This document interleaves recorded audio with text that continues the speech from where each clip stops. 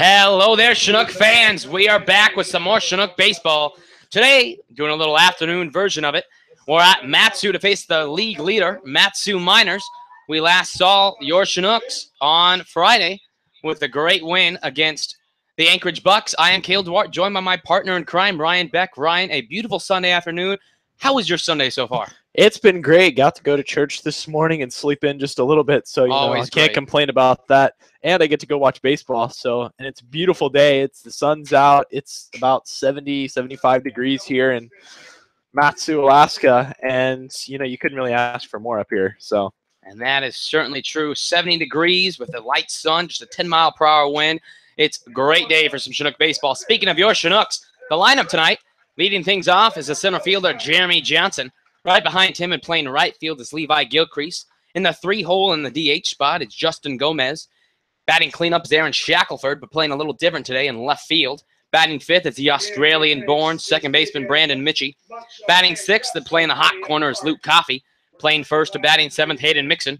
Batting eighth in the squat tonight, Adam Rojas. And Alex Schmitz, the shortstop and the nine-hole hitter, going to close things off for your Chinooks. On the mound for the Miners is Juan Castro from Long Beach State. And Ryan, we talked about it, Long Beach State Dirtbags.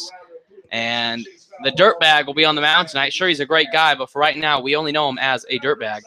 But a 6'1", 190 right-hander from Fontana, California.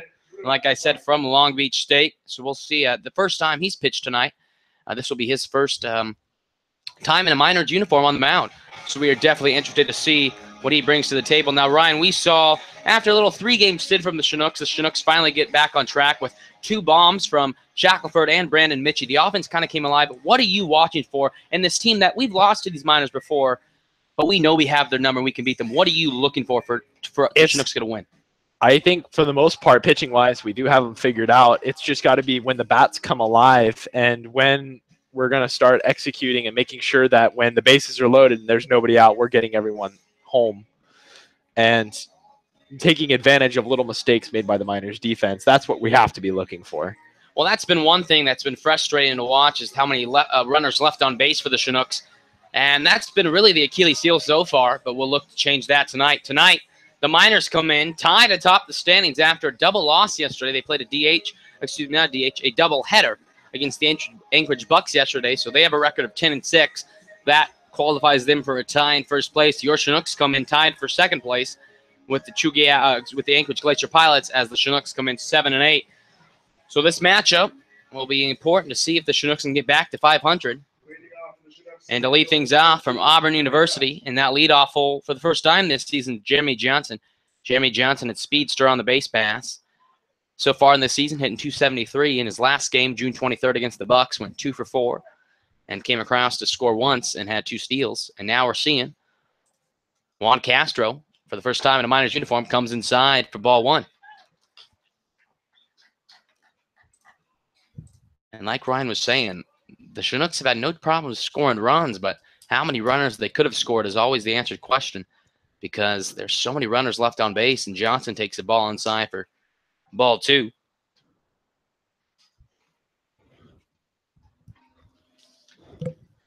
Castro looks in, 2-0 count, and throws to Johnson.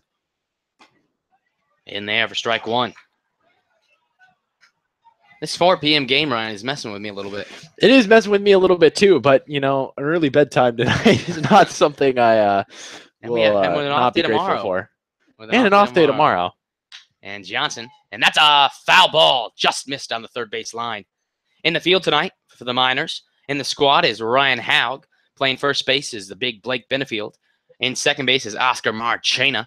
Playing hot corner is Rainer Osmus. In the short hole is Austin Poole. And from left to right, we have Elijah McNamee, Mike Antico, and Preston Pavlica in right field. And like I said, Juan Castro on the mound. And so far as a 2-2 count to Jeremy Johnson, the Chinook leadoff hitter. And Castro winds and throws. And a swing miss by Johnson, and not the way the Chinooks want to start this game. With an early strikeout from the Long Beach State right-hander on the mound for the Miners. And now Levi Gilcrease comes to the field, comes to the batter's box. Went 1 for 5. The last time we saw these Chinooks players play, comes in with a .240 average. He's actually on a 4-game hitting streak, so he'll look to extend that tonight. in whatever way possible. Gilcrease has not been a stranger to laying one down to get a bunt single, but right there, a big hack up there and swing and misses.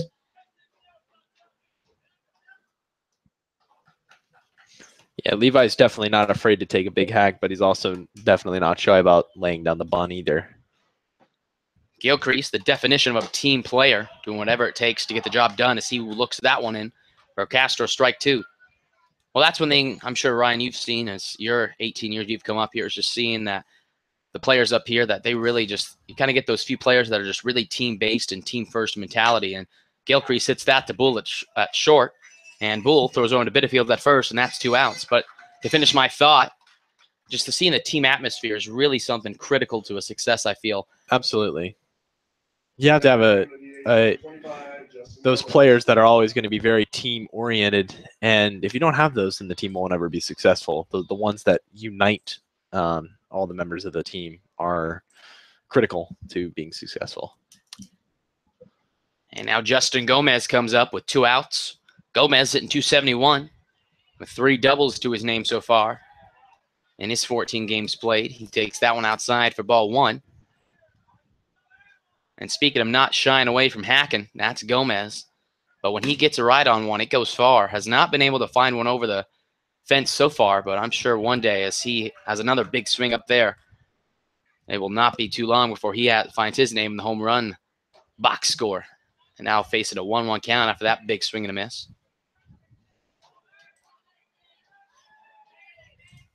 And the 1-1 pitch, Gomez fouls that off.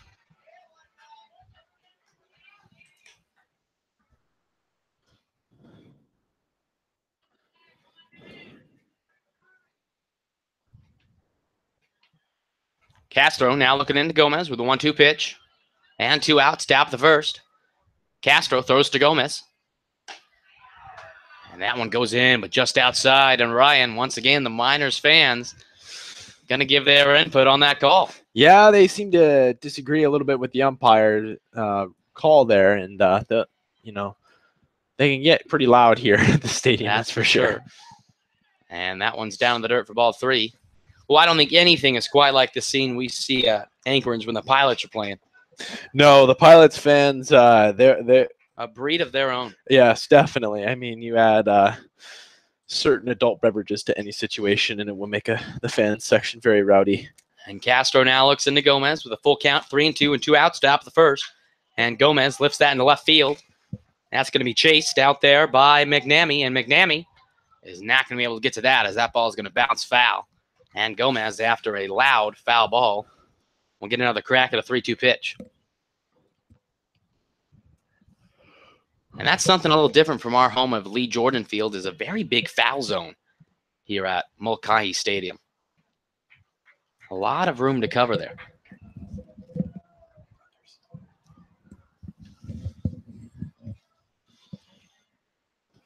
And the 3-2 pitch from Castro.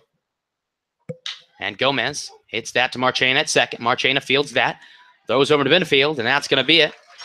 A 1-2-3 inning here for the Chinooks in the top half of the first. But when we come back, Mike Batten is going to take the hill to face these Matsu Miners once more.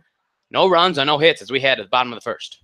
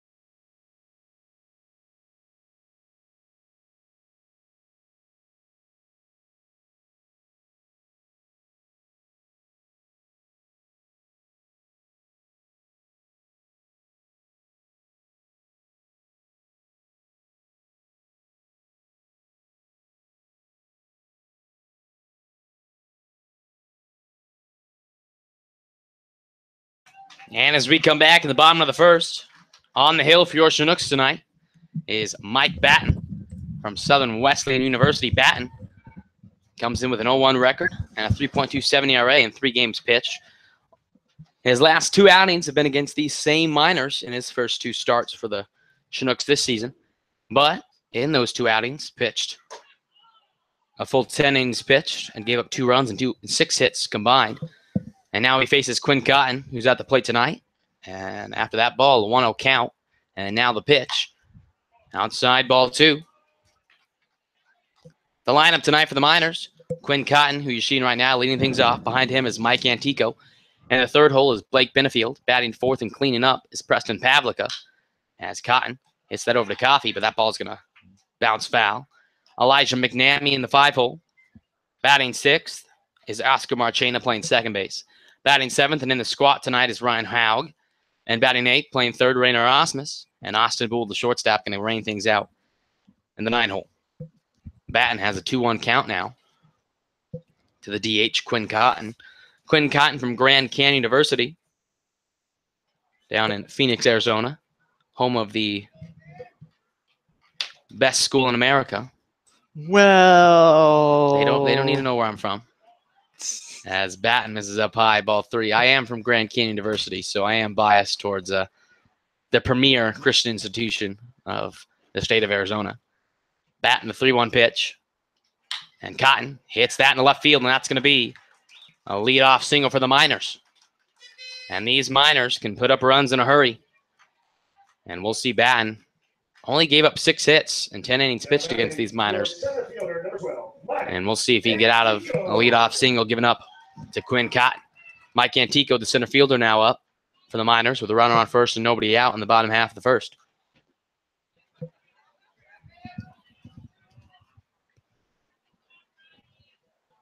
Batten looks into Antico from St. John's University, throws back over to Cotton.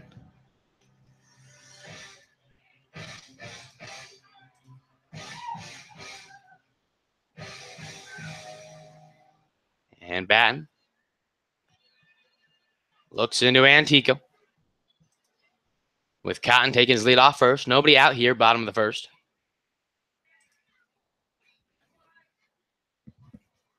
Batten, the pitch. And that's going to be a bunt fouled by Antico. The Miners doing a little bit of John Groth's coaching there. The very aggressive bunt tactic here being displayed here by head coach Ben Taylor for the Miners. Now after that fouled bunt attempt, it's going to be an 0-1 count as Batten throws once again over to Cotton at first.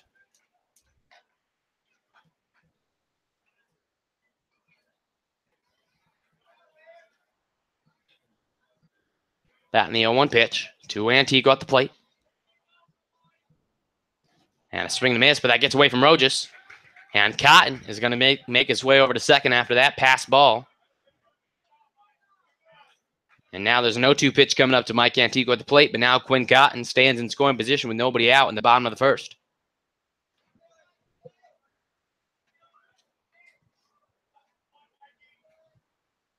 Batten looks into Antico. 0-2 pitch coming up. Cotton at second.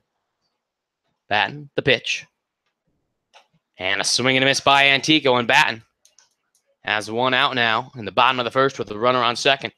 Blake Benefield, and you want to talk about power. This guy has it. Blake Benefield, the leader in home runs in this Alaska Baseball League in 56 plate appearances and 16 games played. Benefield, 17 hits, 4 of those doubles with 4 homers, 18 RBIs. Has more RBIs than hits, and that's not a sight you see often. He's definitely got the power to make the ball go places pitchers don't really want them to go. And Batten will look to neutralize that as he steps off the mound. Benefield from Middle Tennessee stands at 6'3", 205 from Murfreesboro, Tennessee. I probably butchered that name. Murfreesboro? Apparently that's how you say it. That should show my lack of cities in the United States. That's hit to Schmitz at short. And Schmitz not able to field that, and that goes under his glove. And Schmitz did the old look before you throw, or I guess don't look before you throw. And Schmitz allows that ball to travel under his glove, and that's going to be runners on the corners with only one out.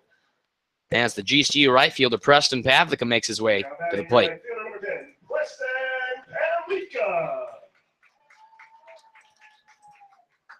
Now after that error, Batten will work with one out, bottom of the first. No runs scored for either team, but with runners on the corners, one out, the Miners smell blood in the water here.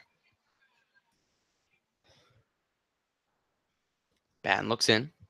Runners on the corners, one away, bottom of the first. That one's in there for strike one.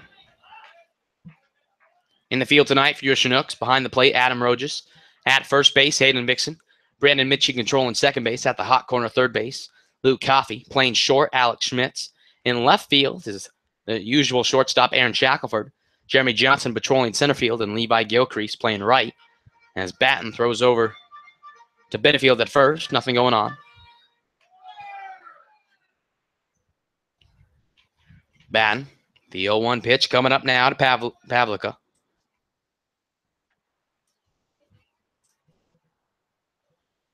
And Pavlica takes that one high. Pavlica comes into this game hitting .260 in 50 plate appearances with 3 doubles and 8 RBIs with 6 walks and struck out 11 times. Pavlica from Las Vegas, Nevada. So probably a big change of scenery for him coming up here to Alaska. A little bit. A few more trees, I could imagine. and a lot less casinos, I would assume. Good old Las Vegas.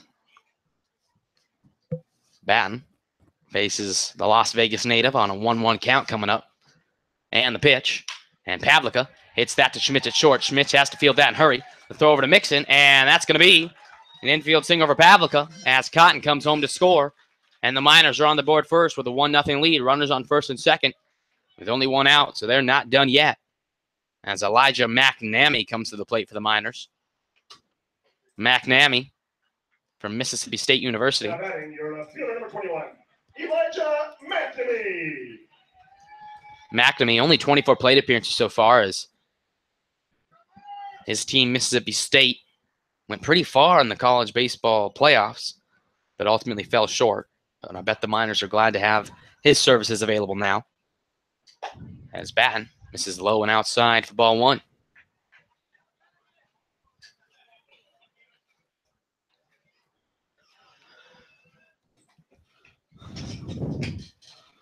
Benefield at second. Pavlica at first. And McNamee at the plate with one across already for the Miners. That one just outside for ball two. 2-0 count now for the Southern Wesleyan University right-hander on the mound.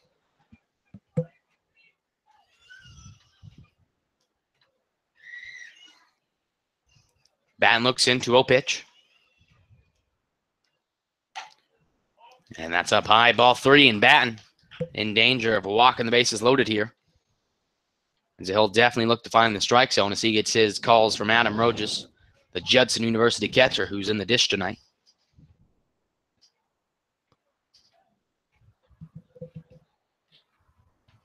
.3-0 pitch from Batten. That's outside, and Batten issues a 4-pitch walk. And that's going to load the bases for Oscar Marchena, playing second base tonight for the Miners. Now batting your second baseman, number 8, Oscar Marchena. Marchena been struggling to find the bat so far this season in 31 plate appearances and 194 average. Does have 1 double and 1 RBI, though. And he'll look to add to those RBI totals as he has bases loaded with only 1 out. And a 1-0 lead here for the Miners early in this game. As Batten would love a ball to his infield somewhere for the double play possibility. Batten throws. That one's in there for strike one, and after 4 straight balls, he finds the strike zone there. So that's a welcome sight to see if you're a Chinook fan.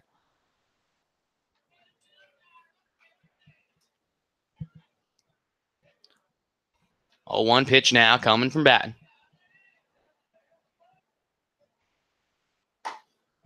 And he finds a strike zone there, and Marchena quickly in an 0-2 hole. On deck is the catcher, Ryan Haug. As he would love to hit with still 1 out. Does that mean Marchena was able to put some runs across? But Batten's going to try to say no go to that. 0-2 pitch. And Marchena gets the bat of that, but that ball is going to sail foul to keep it on 0-2 hole here.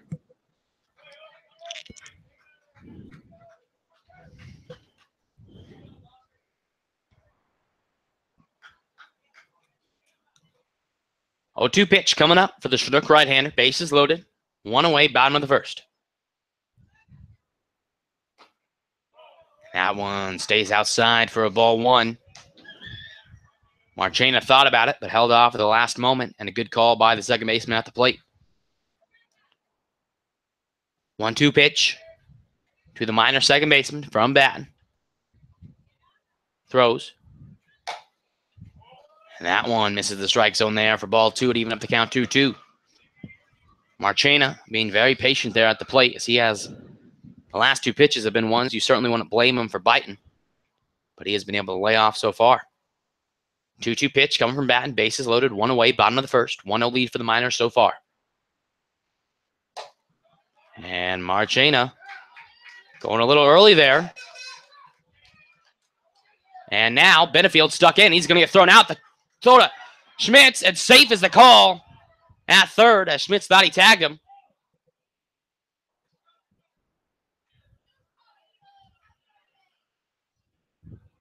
And, well, Ryan, I don't know if that was intentional. It didn't work with the Miners. I am a little bit confused on what just happened. I think he lost track of the count and thought it was a full and thought he had just achieved the walk. But it wasn't. It was only a 2-2 count. Now it's a 3-2 count. So he walked and thought the other guy could score. So because of that, because he thought he walked, the runner at third came home. But ultimately, because it was still 2 outs, that runner was in play, and Rojas got him in a pickle and tagged him out. We have 2 away now with runners on the corners, and Marchena rips that one into right. And nonetheless, a run does score as Preston Pavlica comes home to make it a 2-0 lead for the Miners, as Marchena signals in the right field. And now Chris Beck going to have a word with his right-hander Mike Batten on the mound. As an interesting events there. Led to that, single into right. And now I'm certainly not saying the Miners did that on purpose, but even if it wasn't, I might have to put that in my back pocket for a little wiffle ball action sometime. Smart play, nonetheless. It was. I mean, I guess it's just pay attention to the small things there and just wasn't able to track with it. And now the Miners have runners on the corners, a 2-0 lead, and 2 outs. As Ryan Haug. Now batting, your attention, number 7, Ryan Haug. Ryan Haug from Arizona, the second premier institution in the state of Arizona, in my humble opinion. Batten looks in, 2 outs.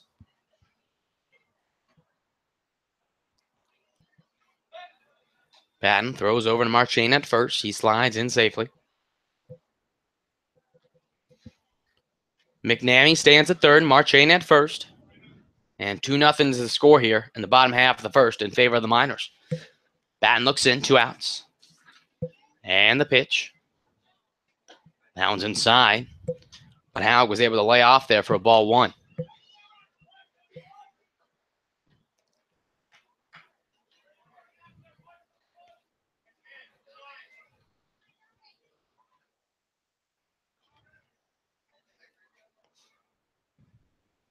One 0 pitch coming up from Batten. Throws over to Marchena once again.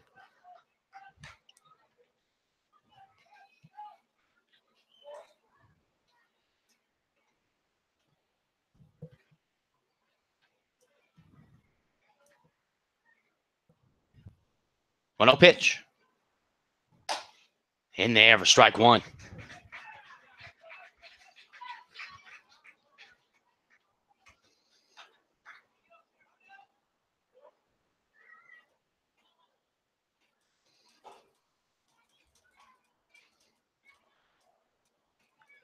One pitch coming up from Batten. 2 outs, bottom of the first. And that one is down low. Good job by Rojas, the catcher, to keep that in front of him to prevent that run from scoring there at third. 2-1 count now to the Chinook right-hander on the mound as he looks to get out of this and keep it a 2-0 deficit for the Chinooks. Runners on the corners, 2 outs, bottom of the first. Throws once again over to Marchena. And once again, Marchena slides in safely.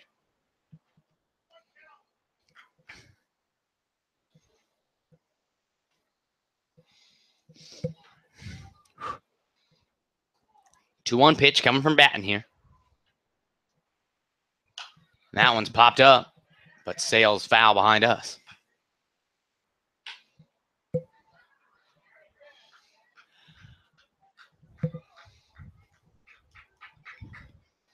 2-2 count, 2 outs, bottom of the first.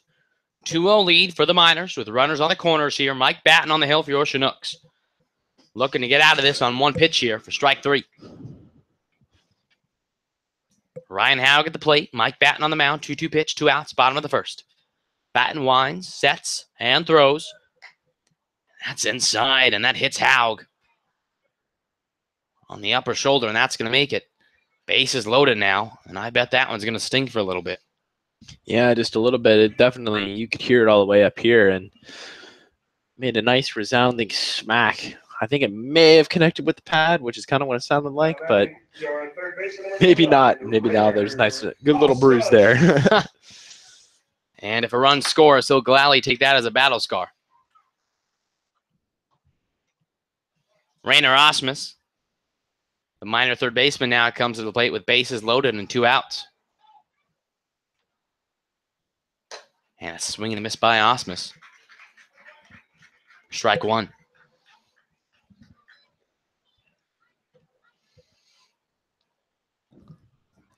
0-1 pitch now coming from Batten.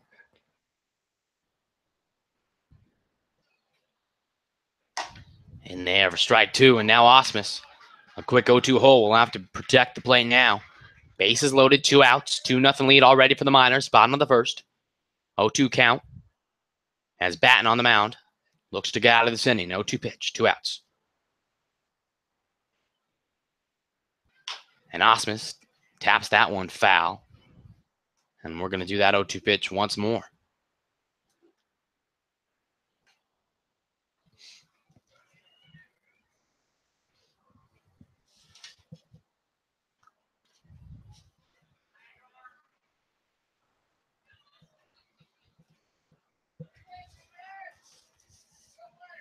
Oh, 2 pitch. Mike Batten on the mound, 2 outs. Bottom of the first, bases loaded here. Batten gets the sign from his catcher, Rojas. In the stretch. And Batten's going to stretch off the mound. As this could be a critical part of the game here, as one swing of the bat could break this game wide open early. 0-2 pitch from Batten. Batten sets. Throws. Up high, ball 1.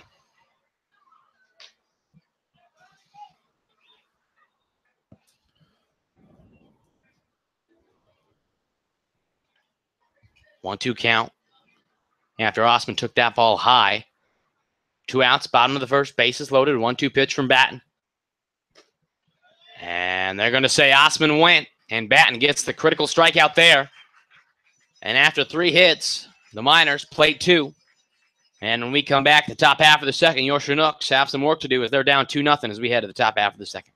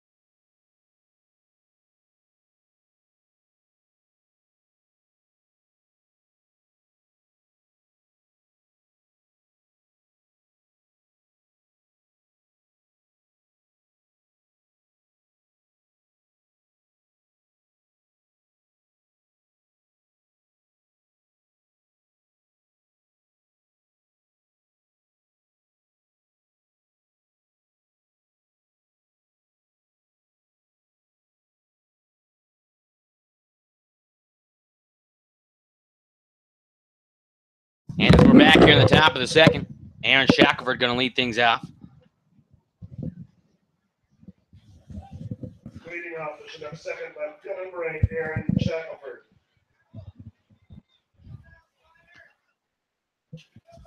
Aaron Shackelford playing left field tonight for the Chinooks. Normally we see him in the shortstop role. That one's in there for strike one from Juan Castro on the mound.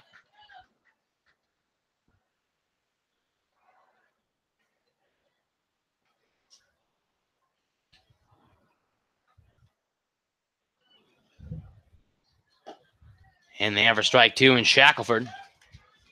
Down on 0-2 hole early here.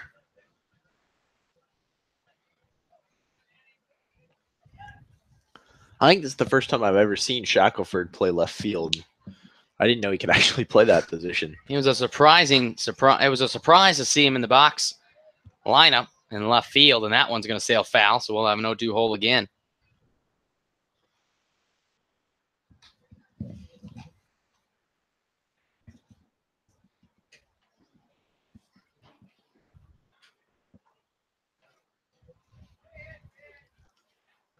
Top of the second, 0-2 count, facing Shackelford, the shortstop. With nobody out, 2-0 lead for the Miners after they were able to play two at the bottom of the first.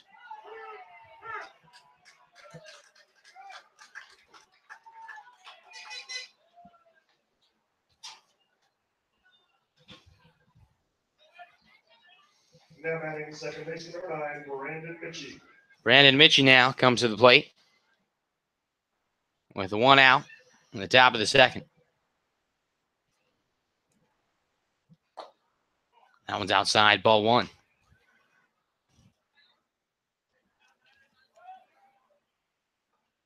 Castro with the 1-0 count.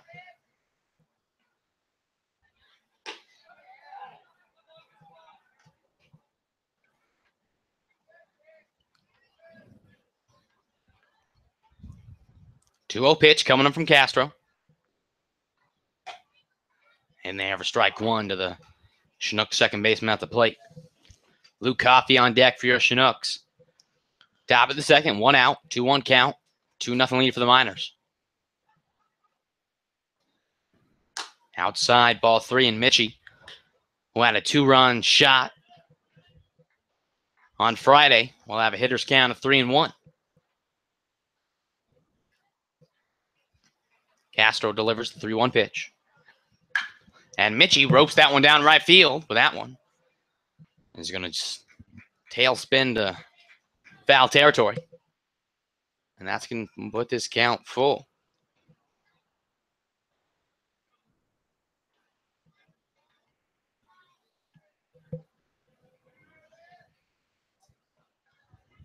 And a swing and a miss by Mitchie. And that's going to be out number two in the top half of the second.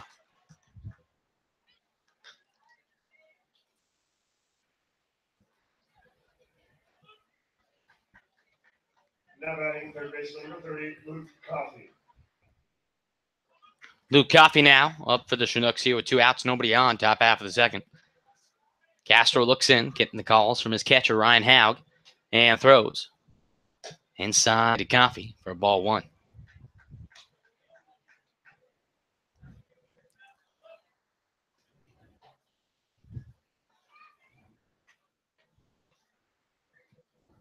One-0 pitch from Castro.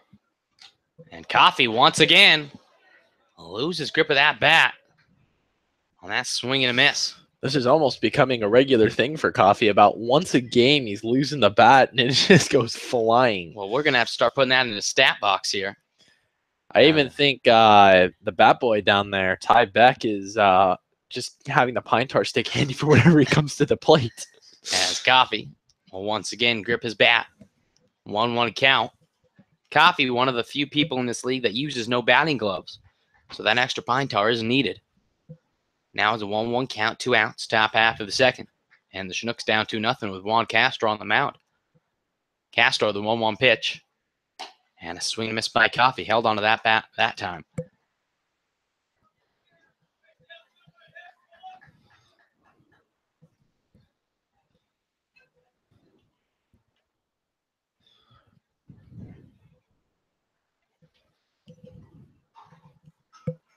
And the 1-2 pitch from Castro. That one's in there for strike 3, and Caffey strikes out looking, and that's going to do it for the Chinooks as they go down in order. When we come back, the Miners are up to the plate with a 2-run lead as we head to the bottom of the second.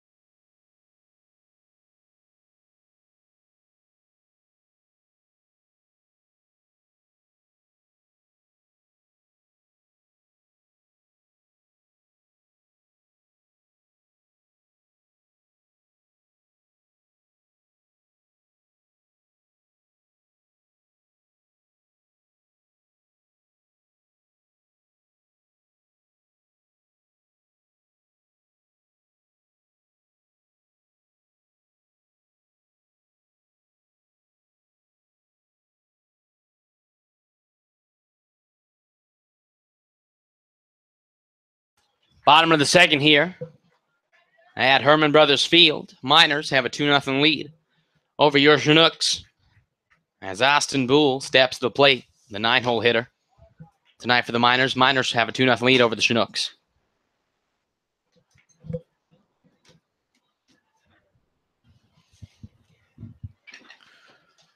And Boole fouls that one off to even up this count 1-1.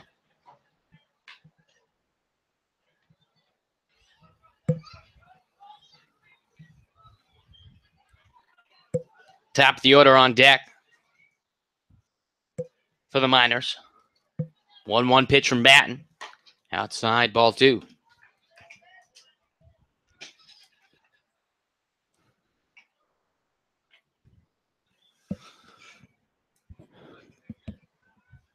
Two 1 pitch. And Boole fouls that to the backstop for a 2-2 count now.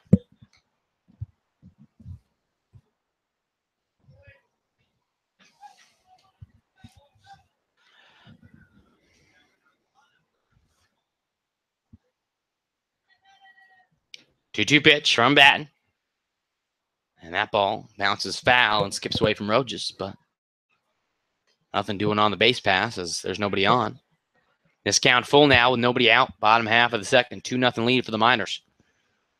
Boole stands into the plate, facing Batten. Batten the 3-2 pitch. And that's going to put Boole on as he walks. And the Miners have a leadoff base runner on as their leadoff hitter, Quinn Cotton, steps to the plate. Quinn Cotton playing DH tonight. Now batting for your Miners, number 9, the DH, Quinn Cotton.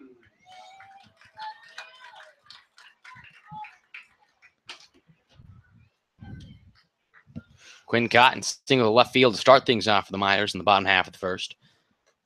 And came around to score for the first run of the ball game for the Miners. And now he comes on with teammate Austin Boole on first. After Boole was able to get on due to a walk. And Batten looks in, and here goes Boole. Rojas throws over to Mitchie. Mitchie catches, applies the tag, and out is the call at second base. And Rojas, an impressive display of the arm there to get Boole trying to steal second. Definitely a great throw. He just put it right in position for Mitchie just to apply the tag. No extra movement necessary, which is what you're looking for from a catcher. And that's a good sign to see as Rojas, as he's got others out trying to steal. But his throws have mainly come on a bounce. But that one, no bounces there. To get Boole trying to steal second. Batten misses inside for ball 2. And that pitch that Batten threw while Boole was stealing was also a ball. So that puts us out here at a 2-0 count with 1 away, bottom of the second. And Cotton lifts that up. And that's going to be called by the second baseman, Brandon Mitchell, who puts that away for a quick 2 outs now for the Chinook right-hander on the mound, Mike Batten. 2 outs for Mike Antico, the St. John's center fielder, who steps to the plate now with 2 outs and nobody on in the bottom of the second.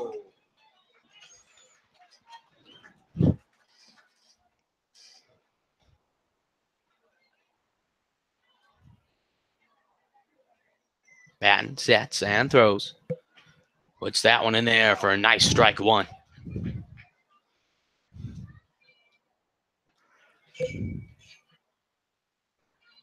Oh, 1 pitch from Batten. To Antigo at the plate. Inside for ball 1. Even up the count 1-1 here. With nobody on and 2 outs in the bottom of the second. Batten, the 1-1 pitch. Outside, ball 2.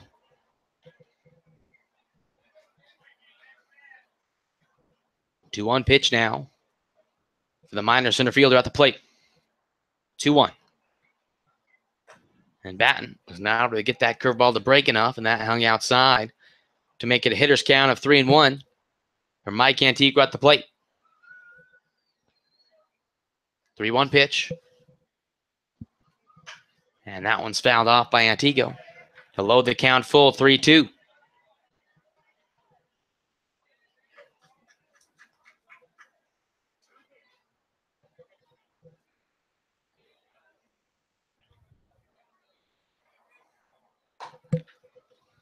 And that one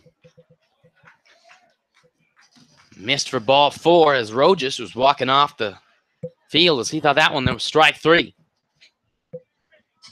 Blake Benefield now stepping to the plate for the Miners with 1 on and 2 outs in the bottom of the second. 2-0 lead for the Miners as they brought in those 2 runs in the bottom of the first. And now Blake Benefield, the home run leader so far with 4, steps to the plate with a runner on and 2 outs for the Miners. And a big swing and a miss by Benefield makes an 0-1 count now. Antico takes his lead off first. Batten on the mound, looks into Rojas. Behind the plate, Benefield up to hit. And the 0-1 pitch from Batten. In there for strike 2. And now Batten in the driver's seat here with an 0-2 count, facing Benefield. With Preston Pavlica, the cleanup hitter, on deck. Batten would love a strikeout here. Batten looks into Benefield at the plate. 0-2 pitch coming up. Batten sets and throws. And Benefield just able to get some wood on that. Sends that one foul to keep this at an 0-2 count.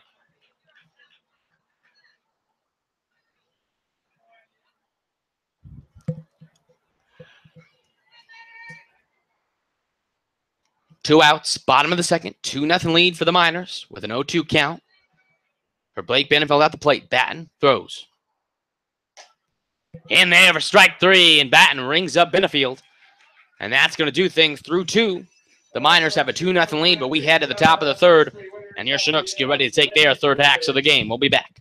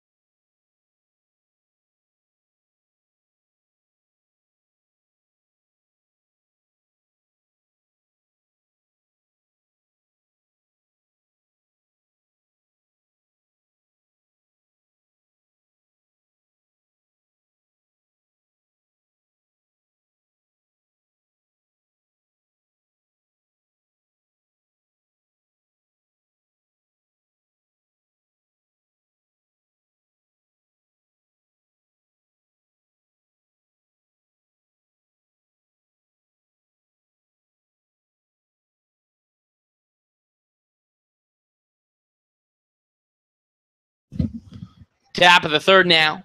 Hayden mixing up to the bat for the Chinooks as Castro misses in outside for ball 1. 2-0 lead here for the Miners through 2 innings. Castro has not allowed a hit yet through 6 outs. And the Chinooks will look to change that here with Hayden mixing at the plate and Adam Rojas on deck. Castro, the 1-0 pitch. And once again, Ryan Howe cannot control that one from behind the plate. That'll make it in a 2-0 count to the LSU Eunice first baseman. So far, we've seen a very dominant performance from Castro. I mean, his stuff's been great. He's throwing hard. He's got good breaking pitches. And Chinook hitters eventually, I hope, would figure him out as Nixon fouls that one over to the right side. I mean, eventually he's going to come to a point where he is going to get a little tired. And hopefully that's when the Chinook hitters are able to take advantage of that, but also maybe before just picking up on what he's going to throw. And Castro misses up high for ball 3. Well, we've seen in the past, the Chinooks, they kind of start a little slow to start, but once they kind of smell blood in the water, per se, absolutely. Once they cut. As Mixon's going to get on base for a leadoff base runner here as he takes that walk from Castro, and maybe this is that chance. And this is the first Chinook base runner we've had all day. So it's true. As the 8-spot hitter, Adam Rojas steps to the plate with Hayden Mixon on first and nobody out. That's something common with the Chinooks. They typically start off a little slow offensively, or they start off fast and, kind of nothing the rest of the way. But for most of the games you've seen, a slow start, but in the 4th, 5th, middle innings there, they just get one hit and they kind of unrattle the pitcher a little bit, and they kind of just go from there. As Castro misses down low for ball 1. Castro looks in to Adam Rojas at the plate. And a 1-0 pitch coming up with Hayden Mixon at first. Adam Rojas from Judson University will look to keep things going here for the Chinooks in the top half of the 3rd. And that's hit to the 3rd baseman. And that's over to Marchane at 2nd. And they get the lead runner there as Rojas grounds out into a fielder's choice. As Rainer Osmus, the 3rd baseman, was able to get Mixon in time trying to get to 2nd. Alex Schmitz now steps to the plate with a runner on first and 1 out in the top half of the 3rd. 2-0 lead for the Miners through 2 1/3 here. Shortstop number 11, Alex Schmitz.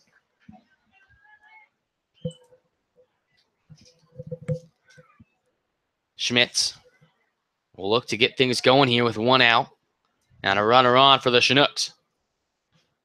Castro looks in to Schmitz at the plate.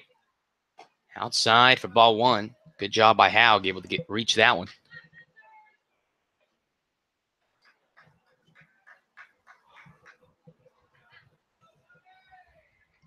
One 1-0 pitch coming to the Oral Roberts shortstop, who had an error in the bottom half of the first as the ball went right under his glove. And Schmidt's going to send that up, and that's going to be a 1-out single, and that's going to make it runners on first and second. 1 out as the top of the order comes to the plate for the Chinooks. Schmidt's able to come in with a good clutch hit right there, just right up the middle over the pitcher's head, and drops it down pretty quick into center field. And now runners on first and second. Jeremy Johnson, the Auburn Tiger, coming to the plate with only 1 away. And we'll see here if the Chinooks can break that 0 on the scoreboard and put some runs on Castro. Runners first and second, 1 away, top half of the 3rd. And the leadoff hitter, Jeremy Johnson at the plate.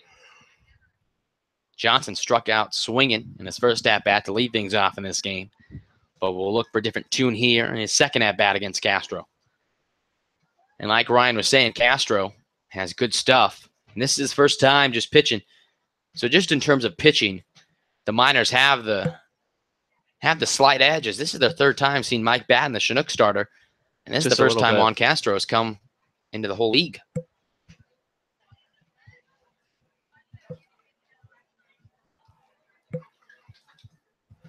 Castro sets and gets ready to throw to Johnson at the plate. And that one drops in, ball 1.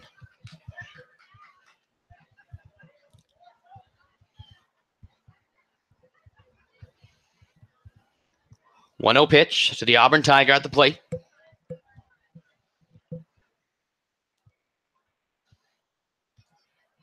Adam Rojas on second. Alex Schmitz at first. Johnson at the plate. That's outside for ball 2.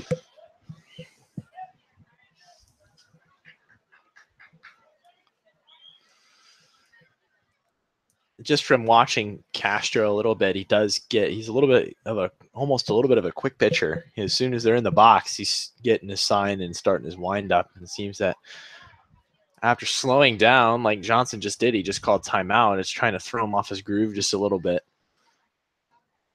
And we'll keep an eye on that to see how Castro. And he does that once again as Johnson steps back into the plate. Castro ready to roll. He takes the sign from Haug. Castro sets with the 2-0 pitch coming.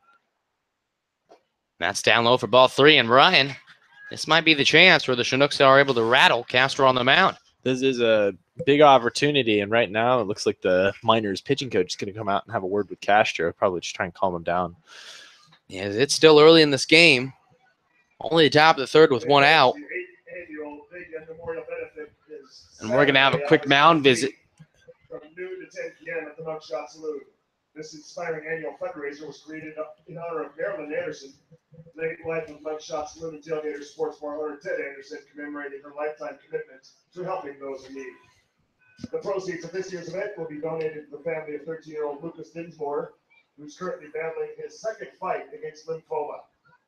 The Big M is an all-day event and includes a raffle, live and silent auctions, a vendor area, fully supervised kids area, complete with bounce house, live music, great food, a dunk tank, and a beer garden. You want to check that out. The 8th Annual Big M Memorial Benefit, Saturday, August 19th, 12 noon to 10 p.m. at the Mugshot Saloon. And the mound meeting breaks up, and now Castro will throw to Johnson on a 3-0 count with the runners first and second and 1 out. With Levi Gilcrease on deck as the Chinooks look to put some runs on the board here.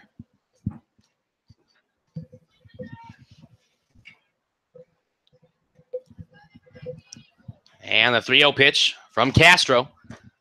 In there for strike 1. And now Johnson probably going to have the green light here, as he has seen what Castro can do in terms of throwing wise.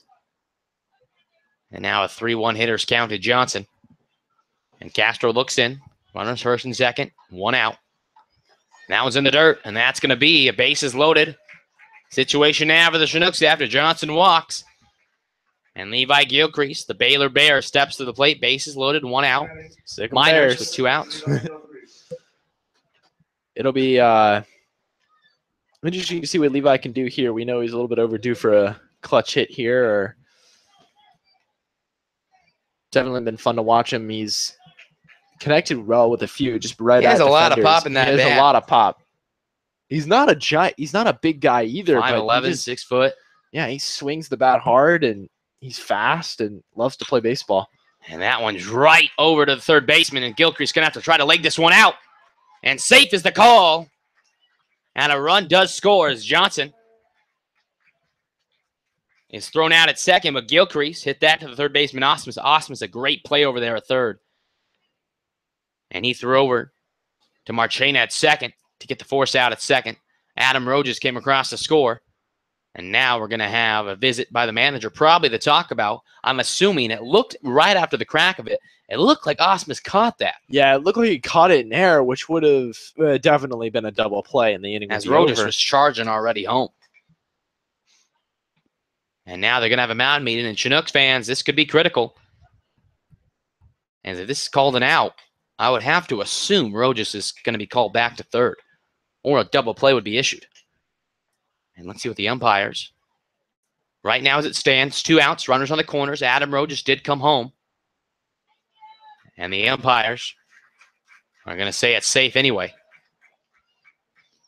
Chinooks, after a bases loaded situation, able to plate 1 after Gilcrease grounded out at the third baseman, but Johnson was the one that got out after the force out at second. And Rojas came across to score. 2-1 lead now for the Miners with runners on the quarters and Justin Gomez at the plate with 2 outs, top half of the third. And let's see if Gomez can do something here to keep this inning alive here for the Chinooks.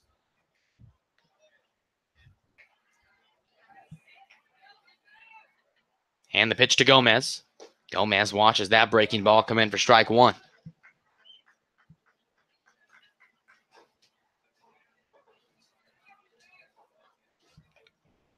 A 1 count for the Long Beach State right-hander on the mound, run on the corners, 2-1 lead, 2 outs, top half of the third. Gomez at the plate. 0-1 pitch. And Gomez went halfway, the appeal. And they say Gomez held up in time. 1-1 count now to the Azusa Pacific designated hitter.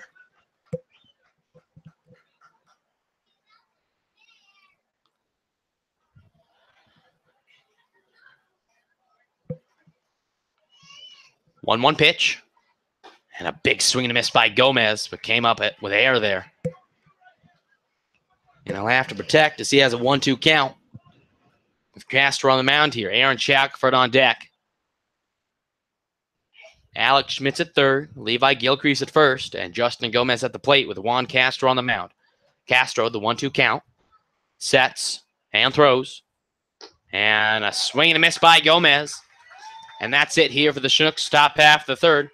But they do score a run on one hit. And when we come back, the Miners are up to the plate. 2-1 lead for the Miners. We head at the bottom half of the third.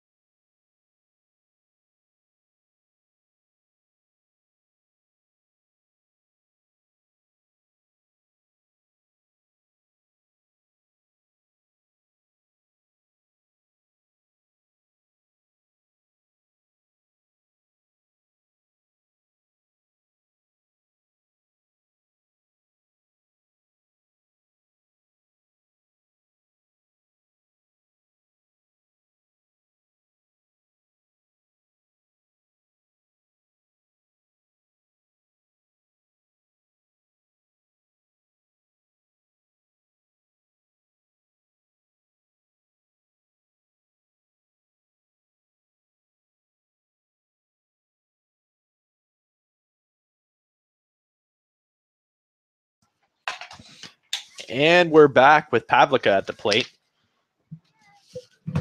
Last time he was up, managed to get a base hit as Batten pumps that in there for ball 1.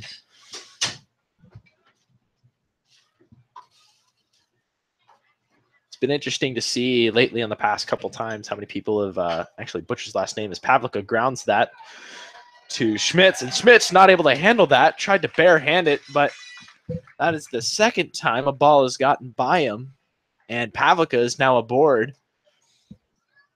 Now batting your field number 21, Elijah McNamee. And McNamee now coming to the plate with no outs and Pavlica on. Batten right here just needs to settle in and find his comfort zone, per se, and just throw strikes. Of course, with the avoidance of running into McNamee, taking him deep. And the pitch from Batten, going to be high for ball 1, making it a 1-0 count now. Sun starting to peek through here. Some high-level clouds here at Herman Brothers Field, warming it a little bit. And the pitch from Batten going to be in there for strike 1, making it 1-1.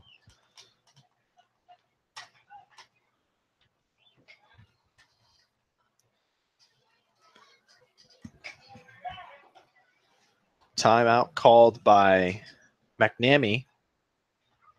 And he is also one of the few batters here in the Alaska Baseball League to not use batting gloves. And oftentimes they call timeout to pull a little dirt on their hands, give them a little bit of grip. Batten settles in. Kicks and deals. And that'll be ball 2, making the count 2-1. Curveball missed high and away.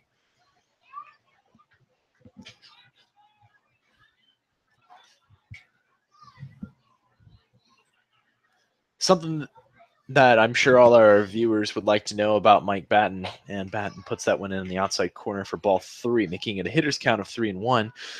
I don't think there has been at least about 10 minutes gone by where Mike is not smiling. He's always excited about being here, and he's always laughing about something or just smiling. And I would definitely say that his attitude about the game is contagious as he puts that in there for strike 2, making it a full count to McNamee.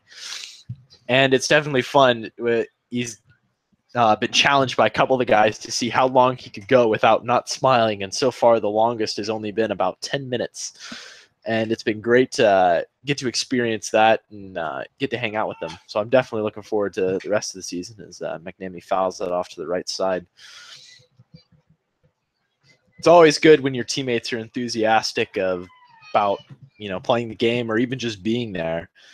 And that you can definitely see that in Mike, and we're looking forward to the last half of the season with him. The 3-2 pitch now from Batten. McNamee pops that high in the center field. Johnson going to camp under that one, bring it in for the first out of the inning.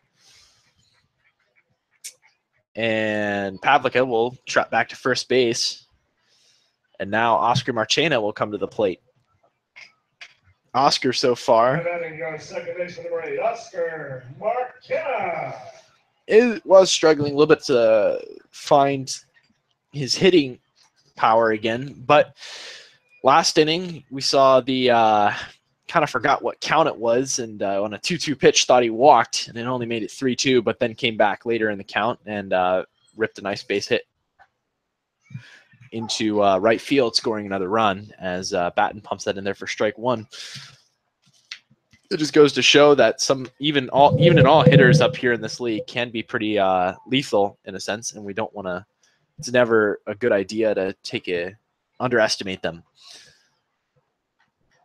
Batten just a little while ago checked over Pavlica over at first base, throwing to Mixon, just keeping him honest. And Batten sets and delivers. And that is in there, curveball for strike 2, making it an 0-2 count with only 1 out. To Marchena. Batten sets again. Delivers. Small check swing, but he didn't go. That'll make it a 1-2 count. Rowe just did a good job of making sure that pitch stayed in front of him, preventing any pass ball to allow Pavlica to get a free base.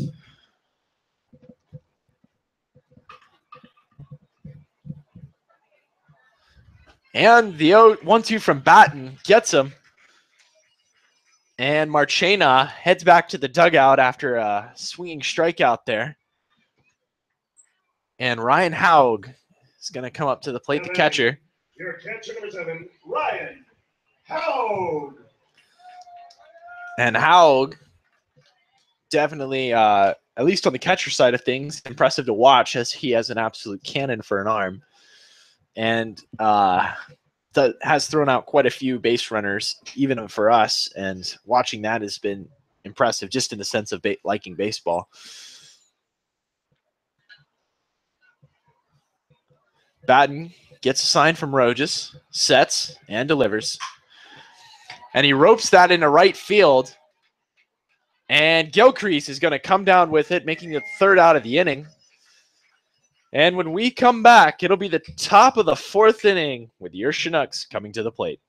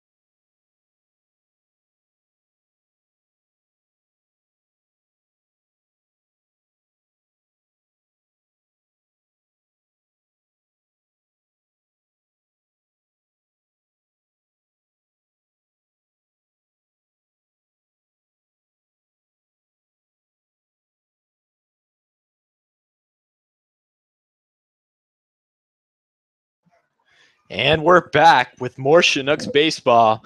Aaron Shackelford coming into the plate. Definitely looking to see this as Castro gets the sign from Haug and delivers. That'll be ball one on the outside. Shackelford is definitely he is a team player that is super vital to the team function, but also he's also one of the louder personalities on a very quiet team. Shackelford takes that one on the outside corner for strike one, making a 1-1 count. But it's been great to see how the dynamic goes. Shackelford is one of the louder guys, but he definitely gels well with all the other teammates, and watching that has been really cool. And Shackelford grounds that second. And they're going to throw it on to first, and that'll be the first out of the inning.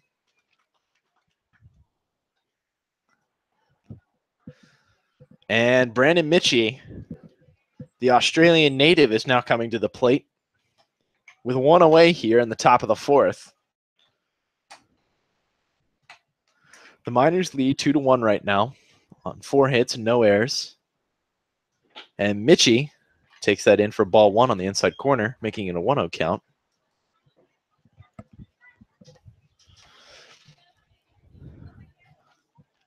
And the pitch from Castro. Mitchie pops it straight up. And McNamee comes down with it for the second out of the inning.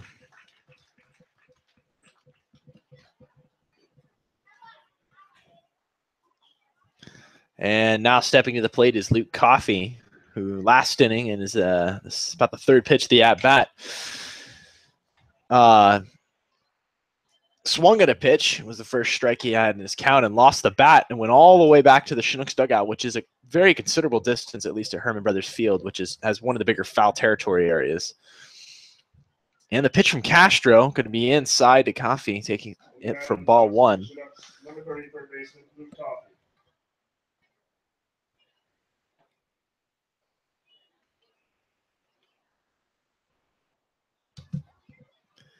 The 1-0 from Castro on the outside corner for strike one, making it a 1-1 count. 2 outs now for Castro. And Coffey hoping to do something with that as he takes that one high and outside for ball two. 2-1 count now, 2 outs. Nobody on. Castro gets a sign from Haug.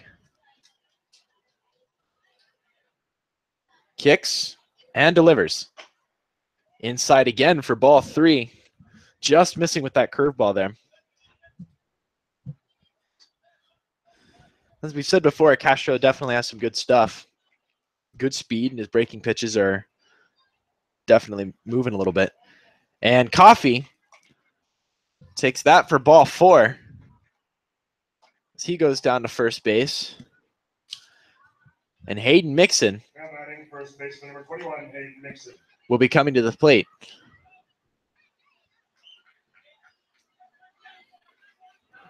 Hayden, the last time we played the Miners, managed to have a nice solo shot over the left field fence, which is not something you see a whole lot of here at Herman Brothers Field, as the ball typically doesn't fly super well.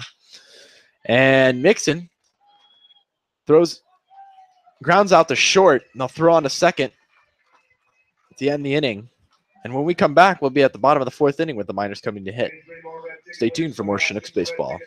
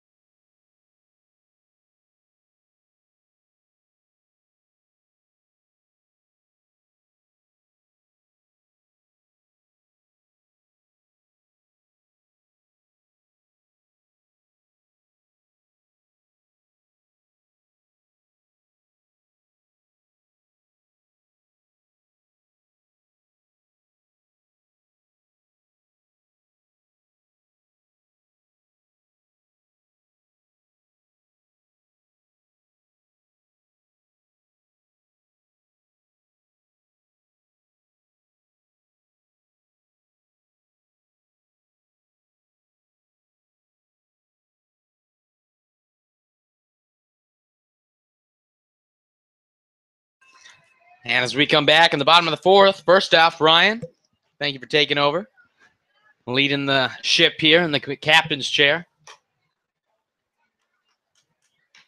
As Ryan, I bet with your 18 years of experience, you could talk a lot more about this field than I could. Yeah, it doesn't really hasn't changed much. I'm hoping and praying for the day when they transfer to turf. The playing surface can be a little uneven here. Well, I think you and every other infielder there agrees with you on that one. As Batten puts that one in for strike one, even have to count 1-1 here. For Rainer Osmus at the plate, and Osmus is singles that one into center field, and that's a leadoff base runner for the Miners. That was a bullet past Batten on the mound to put a base runner on, nobody out on the bottom half of the fourth for the Miners. Austin Boole, the Miners shortstop, now up to bat. Shortstop number 15, Austin Boole. With Rainer Osmus standing on first after that single to center field. Mike Batten, after giving up 2 runs in the bottom of the first, has been pretty much in control since then, as that has been a good pitching affair here in this 2-1 ball game. And that ball misses outside for ball one after Boole had the bunt sign down for a moment, but pulled back at the last moment.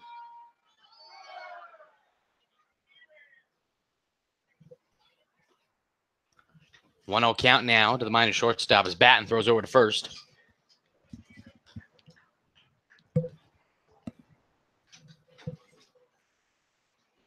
Two-one lead for the Miners, bottom half of the fourth. 1-0 count coming to Boole. With Osmus on first, Batten throws. And Boole lays that bunt down perfectly down the first base line. Batten picks it up, flips over to Mixon, and they get 1 out. As Osmus goes from first to second.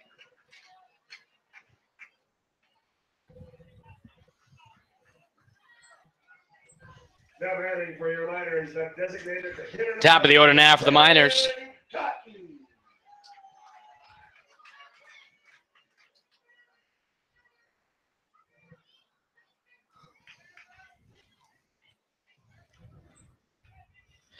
Quinn Cotton now comes to the plate with 1 out, runner on second, and a 1-run lead for the Miners in the bottom half of the fourth. As Osmus takes the lead off second. And Batten misses outside and low for ball one as that one skips in the dirt. Cotton definitely has been doing his job, just getting on base and providing just clutch ABs for the Miners. As Cotton, one of the best hitters in this league overall, and his numbers show that as well as he tips that over to Coffey, a third Coffey. Throws over to Mixon across the diamond, and Cotton grounds out to Coffey for the second out of the inning here in the bottom half of the fourth, as Osmus will remain at second after Coffey looked him back after that ground out. Now batting for your Miners, your center fielder number 12. Mike Antico to the plate now. With a runner on second, 2 outs now. Mike Antico, the St. John's center fielder.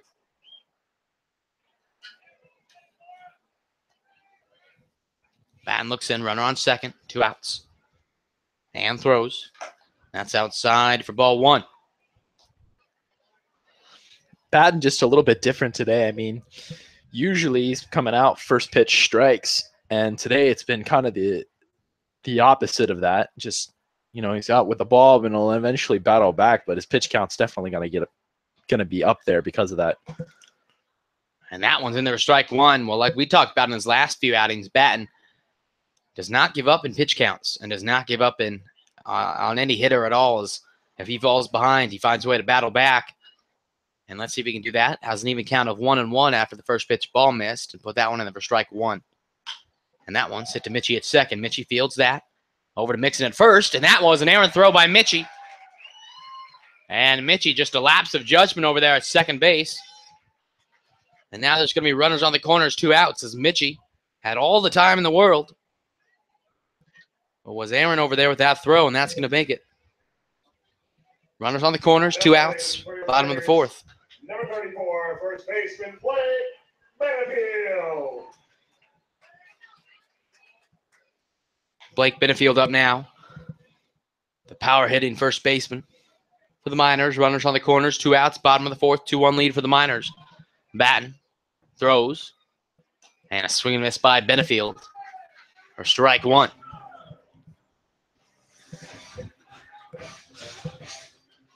Benefield is definitely a big cat for the Miners, just not only at hitting power, but just his size in the batter's box is definitely immense.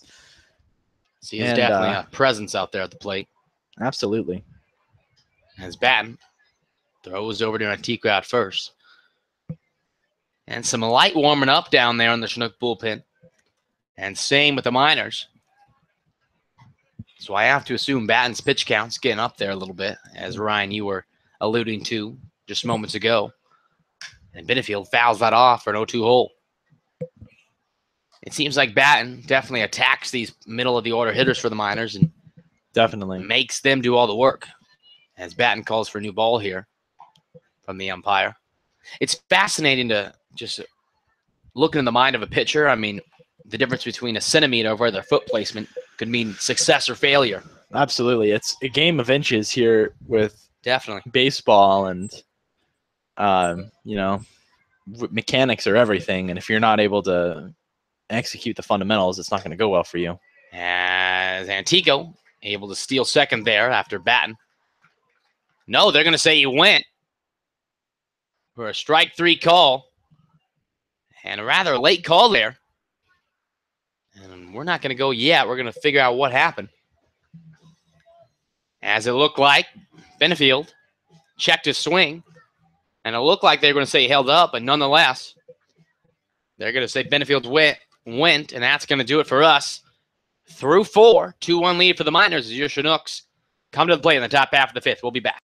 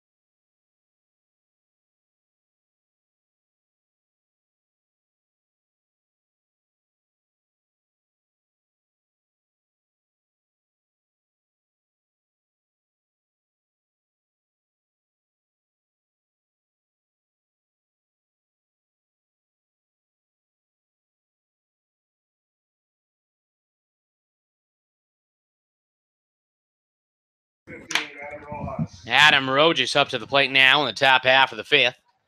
2-1 lead for the Miners as Juan Castro steps once again on the mound for the Miners here. As Rojas hits that one right back to Castro on the mound, flips over to first.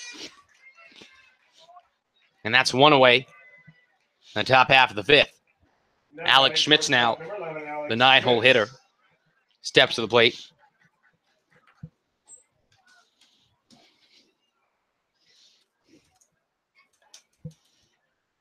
One out here, top half of the fifth, Alex Schmitz. On to bat now. And Castro delivers. And Schmitz pulled back on that bunt as that ball skipped in the dirt for a ball one.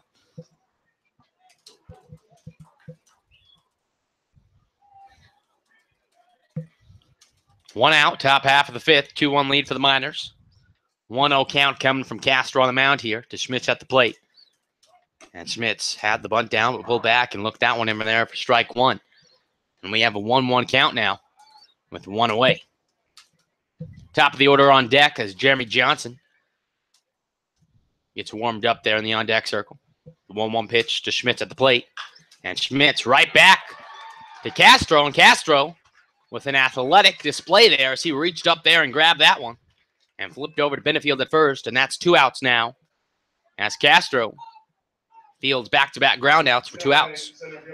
Center fielder Jeremy Johnson now stepping to the plate with 2 outs, nobody on for the Chinooks. As he looks to get something started here. 2-1 lead for the Miners. As we're through 4 2/3. Castro looks in the hat with the catcher. And throws. And that one's in there for strike 1. As Johnson comes to his 3rd plate appearance for the night.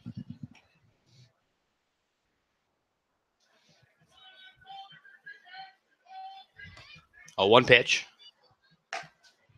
Up high for ball 1. As this umpire so far has had a relatively strict strike zone, and that's a good sign to see, as there have been some umpires that have kind of been wavering between being strict and it's been hard for the strike pitchers. zones are kind of all over the place, depending on the umpire at least. As Castro is down low for ball 2. Well, we talk about that a lot, is just seeing the difference in the umpire strike. I mean, tonight, the umpire behind home plate has done a relatively good job of keeping it consistent. And that's really all you can ask for, is even if you don't agree if it's a strike, as long as it's consistent, that's good. As Johnson hits a 2-out base hit to right field to get things started here with 2 away. In the top half of the 5th, Johnson just a little nubber. Able to find open ground out there in right field as that skipped in front of the right fielder, Preston Pavlica out there. Levi Gilcrease now steps out into the plate with a runner on first and 2 away in the top half of the 5th. As Gilcrease had a hard grounder over to 3rd with bases loaded in his last plate appearance in the top half of the 3rd. It was fielded by Osmus, but a run did score. And Gilcrease will look to keep this 2-out rally going as Johnson's on first due to a single. Castro goes back over to Johnson at first. Johnson slides it back in safely. As I would not be surprised to see Johnson show off his wheels here and try to get to second safely to put a runner in scoring position with 2 outs here for Gilcrease. That is definitely something Coach Groth wouldn't shy away from, just his aggressive tactics. And we'll keep an eye on Johnson. And that one's outside, ball 1. Johnson stays where he is at first. Talking to the runners, I've actually noticed that a lot of the steals that we see are there actually on their own accord. And John Groth definitely does play into that a little bit, but some of the steals have been the runners doing it on their own. So we'll see what Johnson does with the 1-0 count and 2 away, top half of the 5th. Castro throws back over to first to keep Johnson honest over there. Justin Gomez on deck as he looks to hit here in the top half of the 5th for the Chinooks. Levi Gilcrease at the plate. Jeremy Johnson at first. 2 outs, top half of the 5th. 1-0 count coming up. And the 2-1 lead for the Miners as we hit the 5:30 mark here in Matsu, Alaska. And Johnson thought about it. And that ball's outside for ball 2. And now Johnson just playing tricks on the pitcher, Castro. A little bit of game of cat and mouse here. Definitely just trying to get in his head a little bit and give Gilcrease the maximum opportunity here to execute on a pitch. And Castro making a 2-0 count to the Baylor right fielder. And Gilcrease sends down to right field. Pavlica takes a few steps back and rounds under that one and puts that out away. And after 1 base run, the Chinooks go down.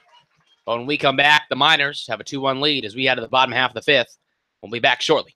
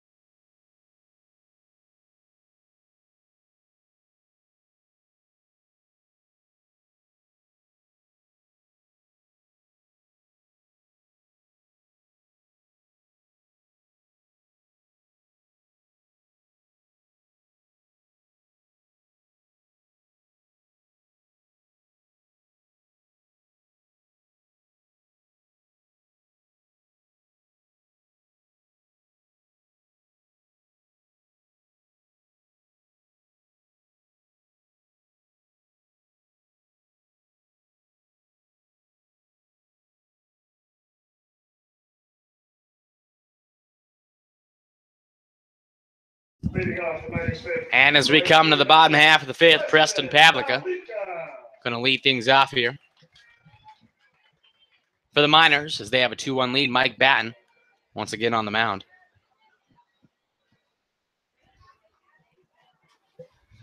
And that one's outside, ball one.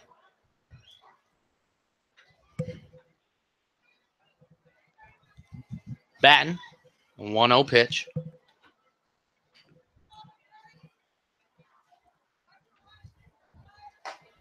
As that one's in there for strike one on the inside corner. Teeing up the count 1-1 now. As Batten faces Pavlica with nobody out, bottom of the fifth. 2-1 lead for the Miners. 1-1 pitch from Batten. And puts that one in for strike two. And now Pavlica will have to choke up a little bit and protect the plate on a 1-2 count. Facing Mike Batten on the hill.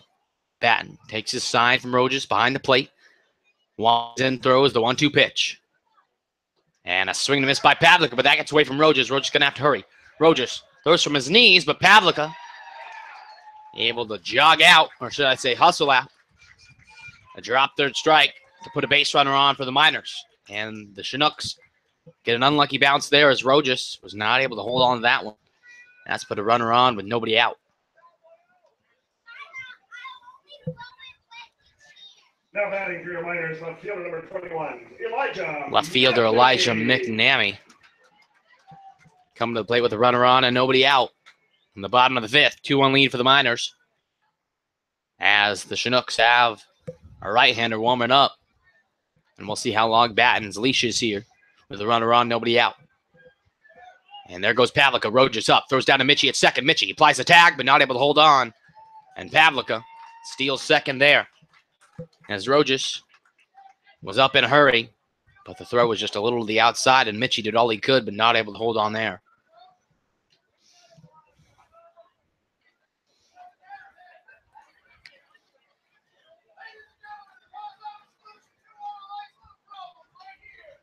And the Miners' third base coach going out to talk to his player.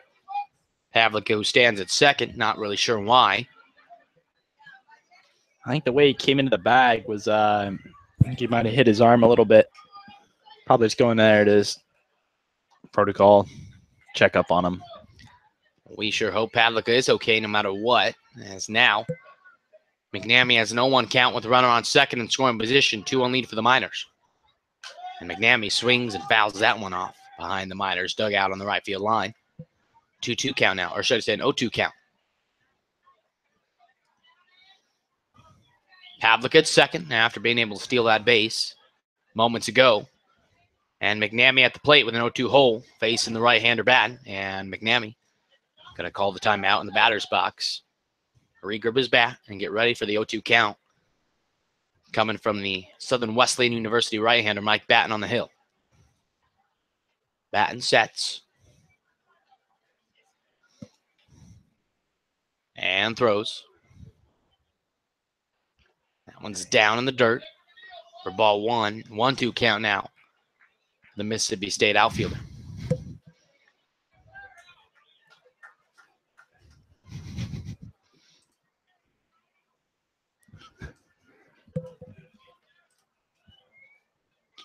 One-two count from Batten.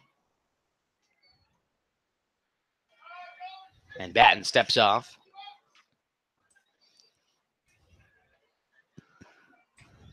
And will face McNamee once again with a 1-2 count coming his way. Pavlica takes his lead off second. Nobody out. Bottom of the fifth.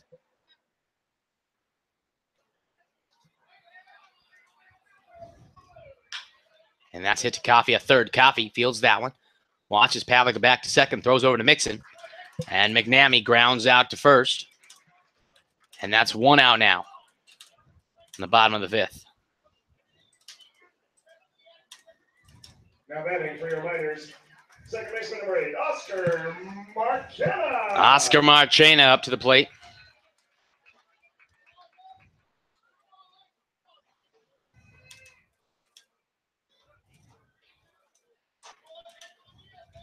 Batten looks in with a runner on second, one out. In the bottom of the fifth, and that one's outside. Rojas able to keep that in front of him to keep Pavlica at second. But we'll have a 1-0 count facing the UMass Lowell second baseman.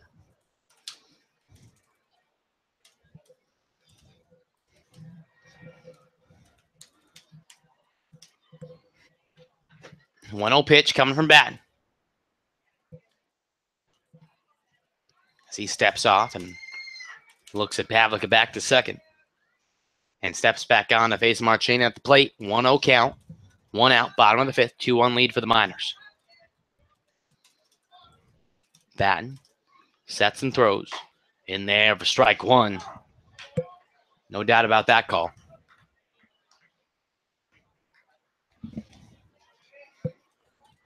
One pitch. After that, strike down the middle from Batten.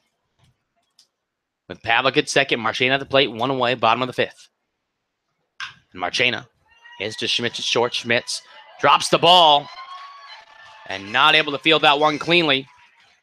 And that's going to put runners on the corners with 1 away. And that's the second error on Schmitz at short.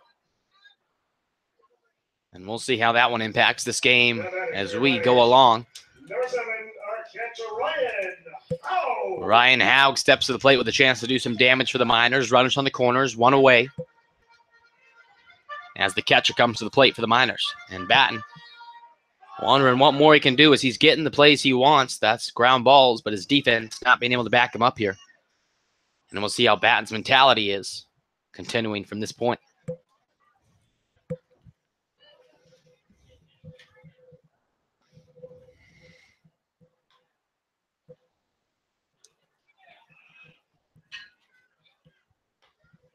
Batten steps back onto the rubber. Looks in Haug at the plate. Runners on the corners. 1 away. Bottom of the fifth. 2-1 lead for the Miners. And they have a strike one.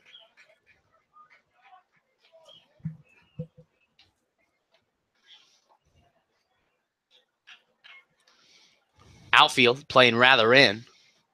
And I don't know if that's an indictment to the power that Haug does not possess, or if they're playing in case of a sacrifice fly opportunity.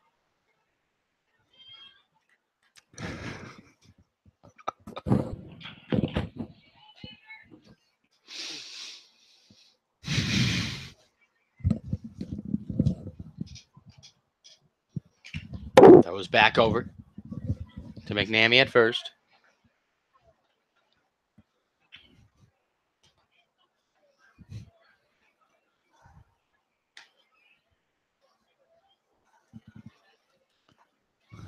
A 1 count to Haug at the plate. And Haug takes that one low, ball 1.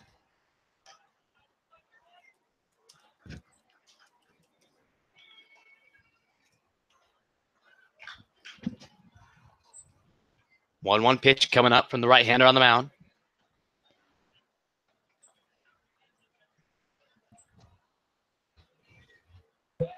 Throws back over to Marchena at first. Batten definitely trying to avoid the runners on second and third here. Potentially putting 2 in scoring position with Haug up to the plate right now. As we have seen, he does have some pop.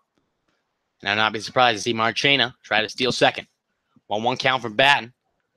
And Haug fouls that off for a 2-strike count now from Batten. As Pavlica stands on third and Marchena at first and Ryan Haug at the plate.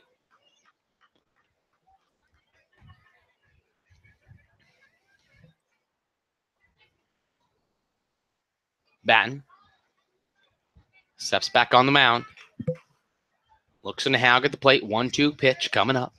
Runners on the corners. 1 away. Bottom of the fifth. Batten sets. Delivers. And the appeal to the first base umpire. And Haug did not go. That's going to put this count at 2-2.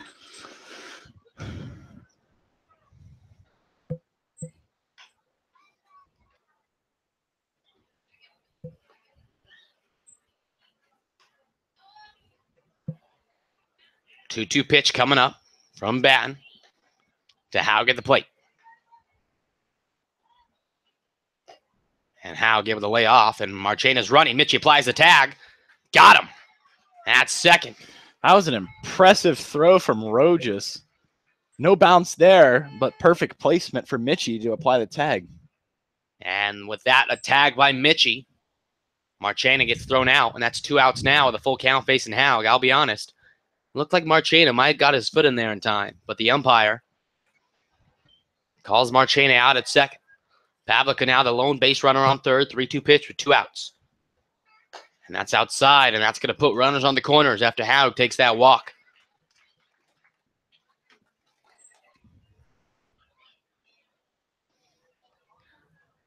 Now batting for your Miners, number 29, your third baseman, Rainer Osmus.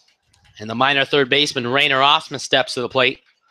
Runners on the corners, 2 outs, 2-1 lead for the Miners in the bottom half of the 5th. As the Miners look to add some cushion to this lead. In the bottom of the 5th here. Batten looks into Osmus. That one's high, ball 1.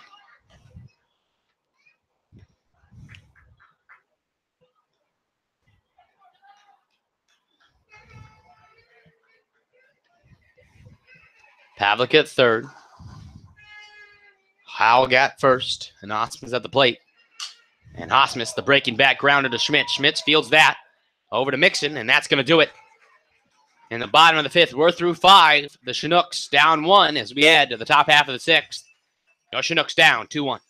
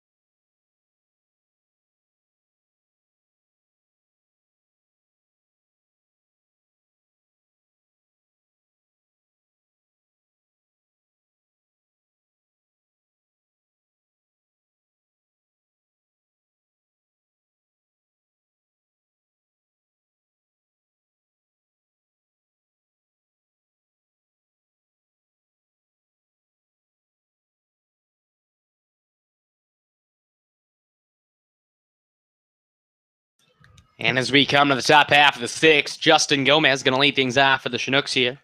Down 2-1. New pitcher on the mound for the Miners as well. As Jake Butcher is up high, ball 1. Jake Butcher, the new pitcher on for the Miners. In 9 innings of work out of the bullpen. Has a 1-0 record and a 3.0 ERA. And a 1 save. As he puts that one in there to the Chinook DH for strike 1. We saw Butcher last against our very own Chinooks on June 20th at 3 innings pitched. Gave up 2 hits, 1 run, and had 2 strikeouts and 11 batters faced as he misses outside, ball 2 to Gomez. As Shackelford digs on deck, Gomez looks to get on base for him. 2-1 pitch from Butcher from Minnesota Crookston University. And a big hack by Gomez, but comes up empty there.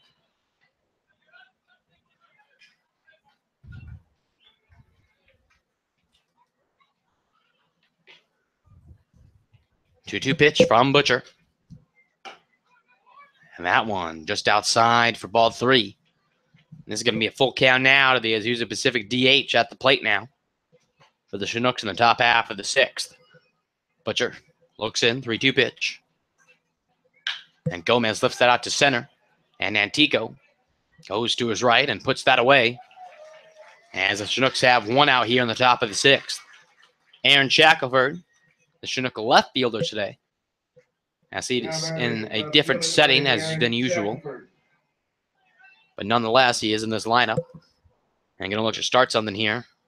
With one away in the top half 6. 2-1 lead for the Miners. As we're through 5 1/3. Butcher on the mound, a native of Palmer, Alaska. As he puts that one in there for strike 1.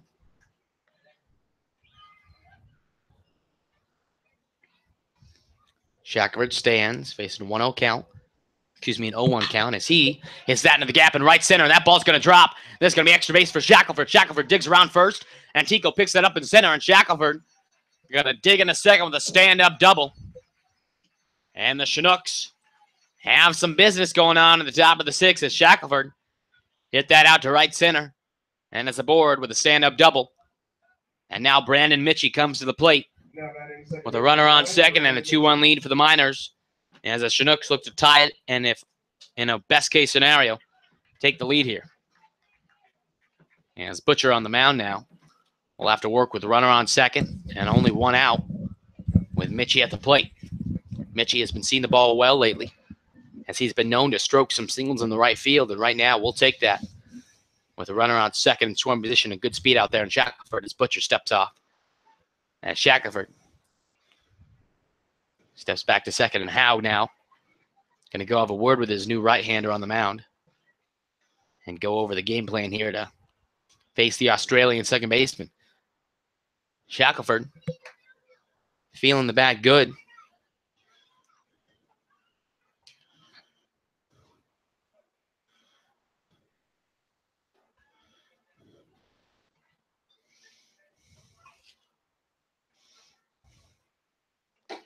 And that one's in there, a strike 1 to Mitchie.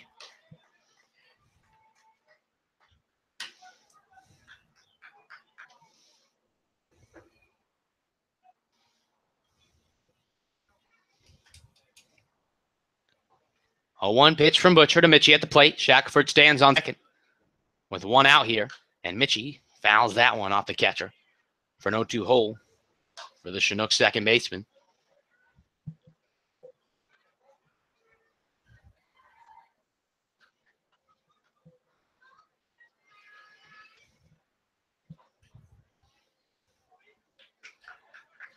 Oh, 2 count. Coming from Butcher now. Mitchie at the plate. And the pitch. And Mitchie fouls that one to the backstop. And we'll have another 0-2 pitch coming from the Minnesota Crookston right-hander who's on the mound for the Miners.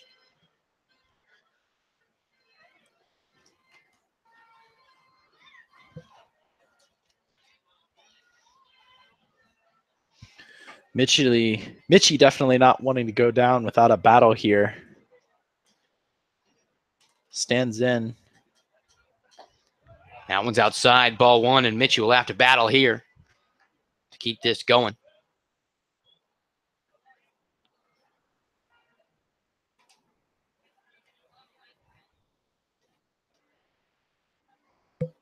One-two count. Facing Brandon Mitchie at the plate. Butcher throws. And Mitchie fouls that one, and Mitchie and Butcher on the mound. Locked in tight battle here. And we'll see who gets the best of this one in the next few pitches coming up.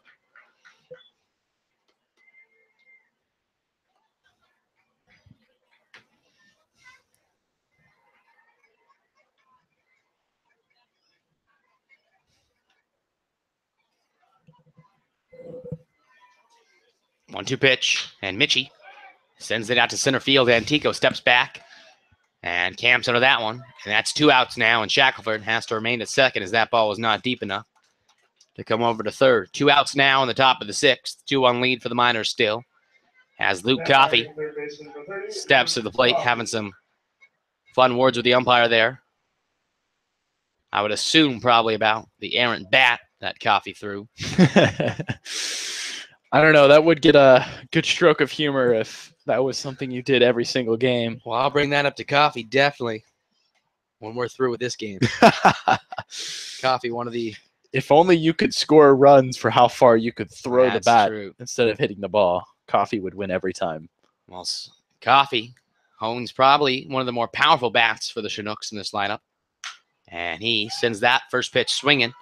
And Antico camps under that one. And that's going to do it. A first pitch swinging Coffey out to center. 1 base runner on for the Chinooks after Shackelford had a stand-up double, but the Chinooks not able to bring him home. When we come back, the Miners come up to the plate in the bottom of the 6th. 2-1 lead for the Miners when we come back.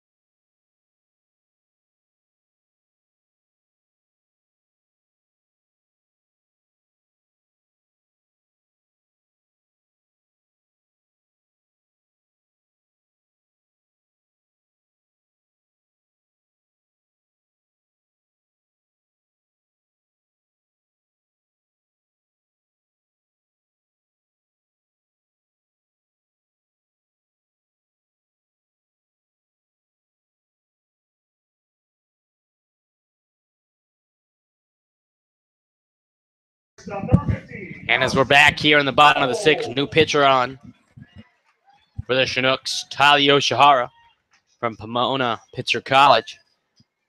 Yoshihara, in 10 1/3 innings pitched, has struck out 4 and walked 6, and is a 6.09 ERA. As he throws that one in for ball 1 to the shortstop for the Miners, Austin Bull, to lead things off here in the bottom of the 6th. And that one's laced out to left field, and Shackelford, his first taste of left field, and he does a pretty good job out there as he puts that away for 1 out now in the bottom of the 6th. Well, he does the primary job of an outfielder. That's to catch fly balls. So if you can do that, well, then you're hired, my friend. Well, then, hey, put me out there tomorrow. Well, it's an off day, so I guess I could be out there tomorrow. Well, if you really want to be out there tomorrow, but you could just enjoy the off day. I think I'll stick to enjoying the off day.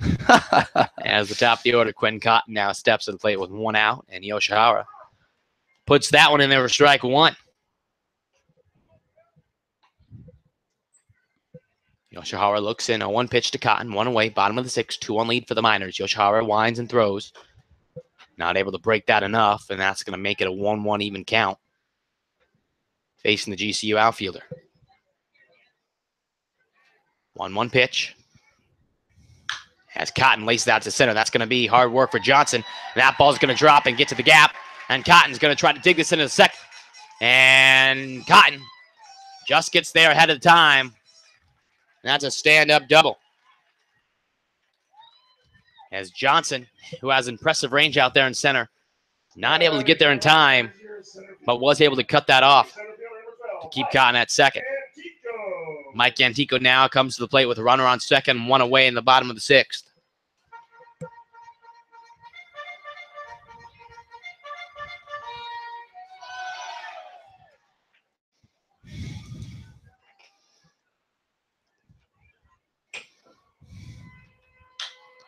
And Antico sends out to left field, and Shackelford, looking like a shortstop out there in left field, puts that one away.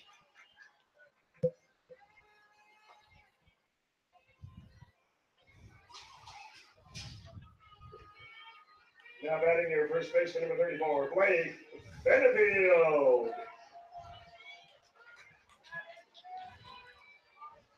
Blake Benefield now stepping to the plate with 2 outs. Runner on second, bottom of the sixth here, as the Miners hold a 2-1 lead.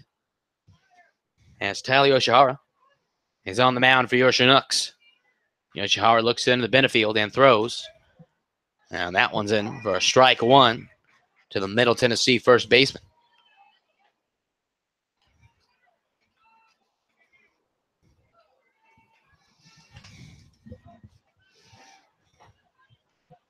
Oh, 1 pitch. And that one hangs up high for ball 1.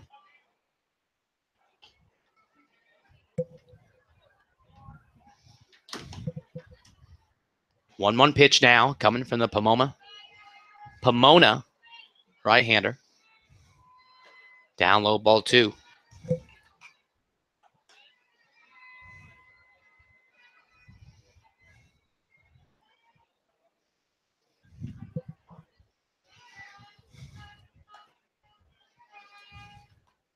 Do 1 count. And that one's hung out for ball 3. And now Benefield, a dangerous hitter at the plate, will have a hitter's count of 3-1. And I am sure the green light here. Anytime you got a hitter's count, it's just a good opportunity to swing the bat nice and hard at anything you see that might be close. So Yoshihara will have to be careful here. A 3-1 pitch, and Benefield swing and fouls that one off. That's going to load the count full for Yoshihara on the mound. As both bullpens now have action, and the Chinook and Miners, that is. But right now, Yoshihara looking to get out of this one. 3-2 pitch coming up. Runner on second, bottom of the sixth, 2 outs. Benefield at the plate, Yoshihara looks in, 3-2 pitch. In there for strike 3, and that rings him up. And Yoshihara does his job as he comes in from the bullpen to keep this game where it's at, and that's a 2-1 deficit for the Chinooks. When we come back, the Chinooks look to tie and take the lead as we head to the top of the 7th. We'll be back.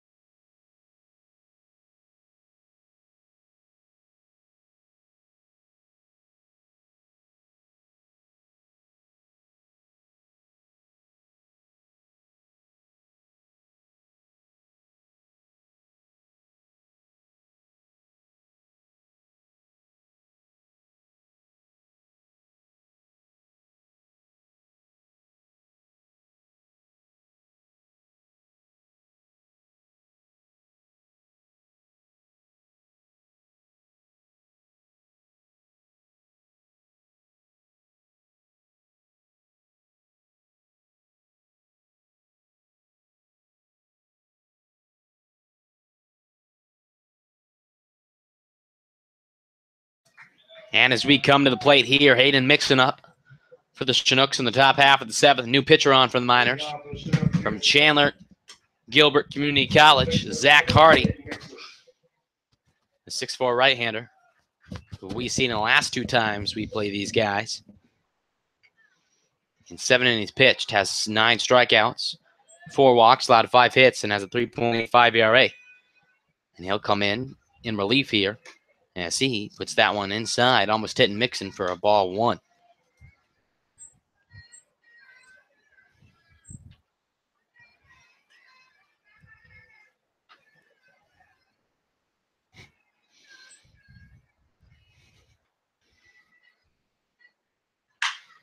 And Mixon laced out in the center, and that ball is going to drop in front of Antico. And we're going to have a leadoff base runner here as Adam Rojas steps to the plate with Hayden Mixon on first and Zach Hardy on the mound. And this is exactly what the Chinooks needed, just a quick leadoff base runner with a hit to start things off, and Rojas with the opportunity to do something big or just move over. Wouldn't be surprised if we saw the sacrifice bunt here called by Coach Garotho on the third base side in order to move Mixon over, as he is representing the tying run right now. And in the top half of the 7th, this game's getting rather late. You better tie it sooner rather than later. And the pitch from Hardy, Rojas does have the bunt down. And Rojas not able to get some wood on that one as he misses that completely for strike 1. And the infield will be on high alert, especially the corner guys. Rainer Osmus at third and Blake Benefield at first. And the pitcher, Zach Hardy, 2. 0-1 pitch coming from Hardy on the mound. Mixon takes his lead at first. Rojas in the plate. 0-1 pitch as Hardy looks over at Mixon. Sets on the mound. And throws. And a swing and a miss by Rojas and quickly down to an 0-2 hole.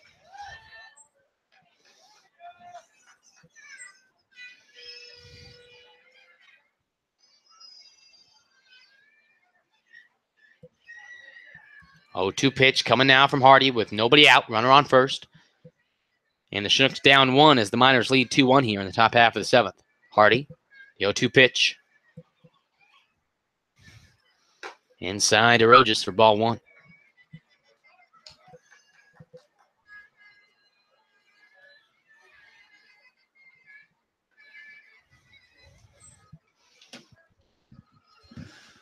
The 1-2 to Rojas.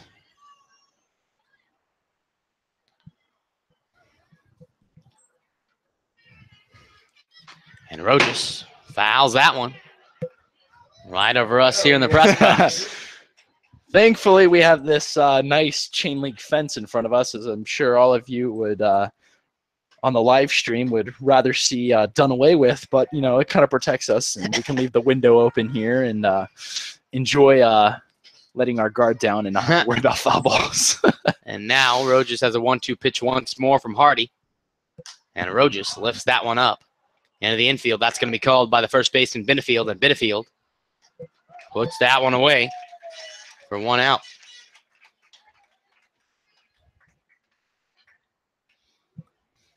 And now the 9-hitter, Alex Schmitz, who has 2 errors on the day in the field, steps to the plate with a runner on first and a 2-1 lead for the Miners in the top half of the 7th.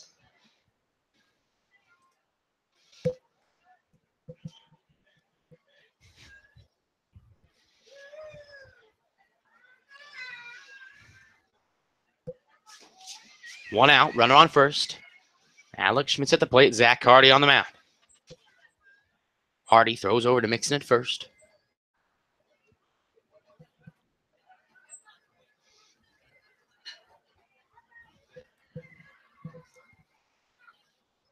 One out to Schmitz. And Schmitz takes that one inside for ball 1. Schmitz had a good connection earlier in the ball game with a single right up the middle off of Castro. Was able to advance the runners. And it looks to do the same here as he takes that one inside, ball 2 from Hardy.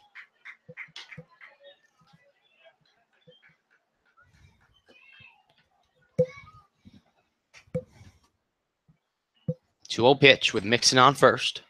Schmitz at the plate. And the leadoff hitter Johnson on deck. Hardy, the 2-0 pitch. That one's down low, ball 3. And we're going to have a 3-0 count to Schmitz.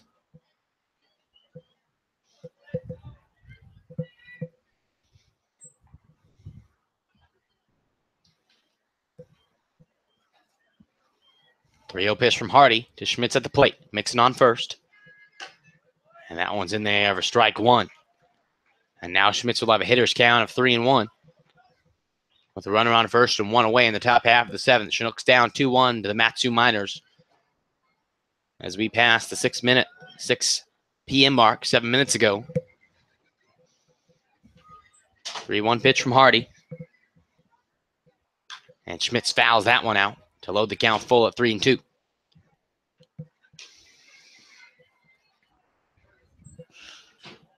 I think, dude, some of the better pitchers we've seen tonight on both sides of the spectrum. The game is taking just a little bit longer as some hitting is happening, but mainly it's just long battles at the plate. As we've seen that a lot, as these hitters not afraid to go into long battles here against these pitchers. 3-2 pitch. And Schmitz is going to get on board with a walk. And now the top of the order for the Chinooks with runners first and second with 1 out. And hopefully the Chinooks can put some runs on the board here. Now batting center fielder number 14, Jeremy Johnson.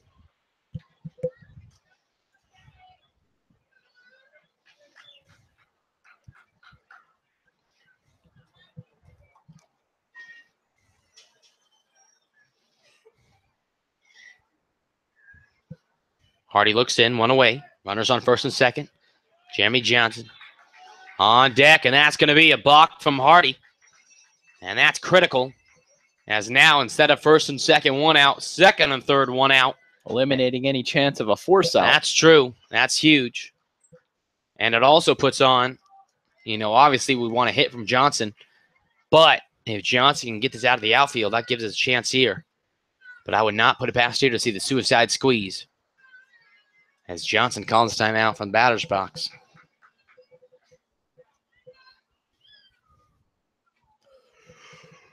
Hardy looks in after that balk to Johnson at the plate. And Johnson taps out to the third baseman. Osmus. It goes off his glove. And here comes Schmitz. He's going to come from second to third. And this game is now tied after Osmus had trouble fielding that one. And Schmitz is on third, Johnson at first. And that was probably, outside of a hit, the best case scenario for the Chinooks as Johnson hit that to Osmus. Osmus probably wouldn't have come home anyway, but he couldn't field that to begin with. And Schmitz with a heads-up play coming from second to third after that missed, botched ball out there at third base. And now Gilcrease is coming to the plate with runners on the corners and still only 1 out. And Gilcrease, who we talked about earlier, had some pop. Hopefully can get this out to the outfield somewhere. Worst case scenario. 1 out, runners on the corners. There goes Johnson. And Howe not even thinking about it as Johnson now on second. And this is critical as now, like Ryan, you pointed out in the out before that, there goes the force out opportunity. And now it's a force nowhere. And the Chinooks are in business with runners second and third, 1 out, 2-2 ball game here in the top of the 7th. Hardy looks on with a 1-0 count to Gilcrease at the plate. And Justin Gomez on deck. Gilcrease, who has been hitting the ball hard, would love to just send one in the outfield somewhere. 1-0 pitch to Gilcrease at the plate.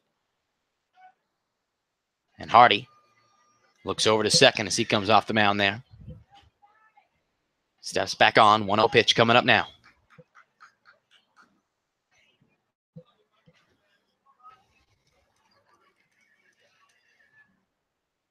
And Gilcrease sends out to center. Antico going to have to come on in, and Antico makes the catch. And Schmitz thought about it for a moment. And oh no, that ball gets caught by Howe. It looked like Johnson on second thought Schmitz was going home. And he looked like he was on his way to third as Gilcrease was able to get to the outfield, but not deep enough. And now runners second and third, 2 outs with runners. And this game is now tied at 2 with Justin Gomez up for the Chinooks here.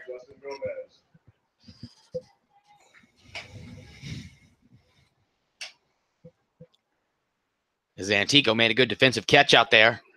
A little bit of an errant throw, but Schmitz was not running anyway. So it meant nothing to the Miners catcher. Hardy now looks into Gomez. Runners on second and third. Tie game, 2-2.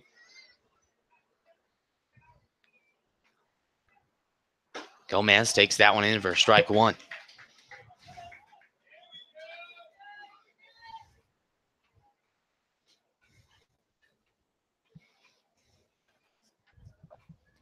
A 1 count.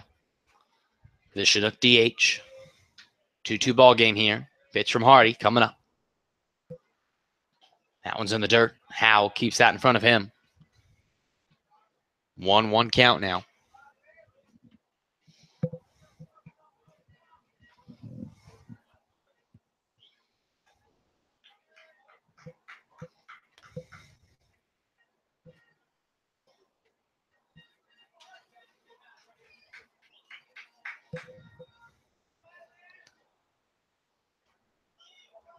One pitch to Gomez.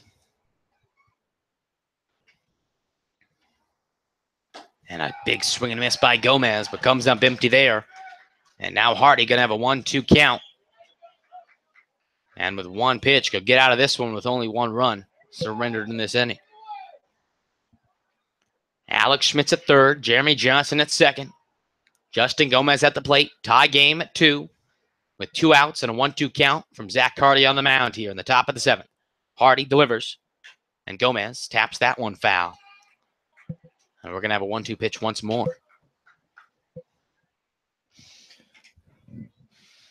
Gomez definitely looking for his pitch, and he's definitely shown that he can stay right with Hardy. And now Gomez will look to connect on a fair ball here from a pitch from Hardy. 1-2 pitch once more. Second and third are the base runners. With 2 outs, top half of the 7th. 1-2 pitch from Hardy to Gomez. And that's outside for ball 2. And I don't know what the fans were arguing about. That ball was well outside. Well, you got to love the passion here in Matsu. Their fans are definitely big fans of their Matsu Miners. And that is no doubt about that, as Gomez now steps in with a 2-2 pitch awaiting him from Zach Hardy on the mound. Second and third are the base runners in the pitch. That one's down low for ball 3.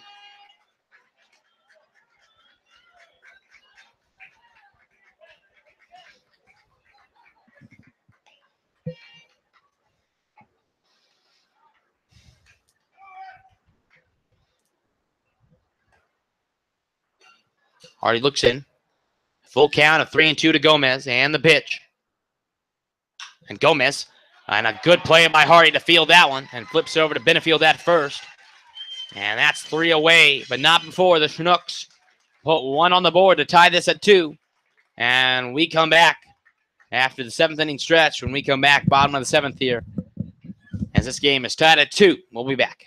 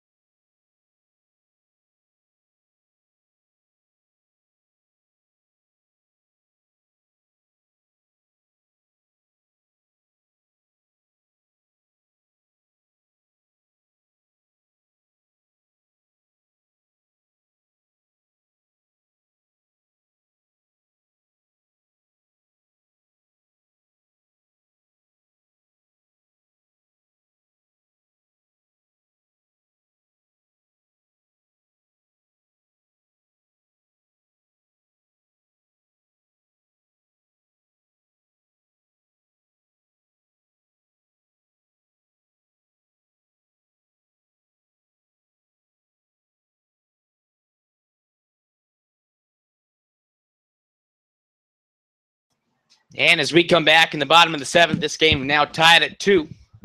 After the Chinooks were able to put 1 across home plate to tie this game up. Tyler Schauer back on the mound, puts that one in there for strike one to the minor right fielder, Preston Pavlica. And that one's in there for strike two. And Yoshihara dealing early. And this at-bat here, 0-2 hole early to Pavlica at the plate. Yoshihara looks in, 0-2 pitch. And a swing and a miss. No, a foul tip. As Rojas not able to come up with that one.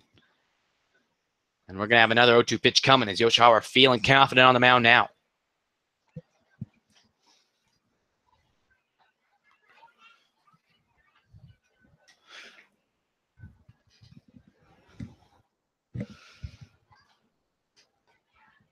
Yoshihara is still, he does kind of add to the quiet atmosphere on the team, as he's not the most vocal person, but he does have his moments where he can be pretty funny. That's definitely true, as I think a lot of those guys in the bullpen would qualify for that one. As Yoshihara misses up high for ball one. I think for the most part, he's also earned himself the nickname of Yoshi. Oh, that's no doubt about that. 1-2 pitch now. Inside, even up the count 2-2. He's one of the few people on this team with a certified concrete nickname, as we'll look to see which other nicknames pop up throughout the season. 2-2 pitch from Yoshi. And that one's tapped right back up to Michie. Michie fields that one. Goes over to first, and that's going to put one out here in the bottom of the seventh. As Elijah McNamee stepping to the plate now for the Miners here in this 2-2 ball game in the bottom of the seventh. Your left fielder, number 21, Elijah McNamee.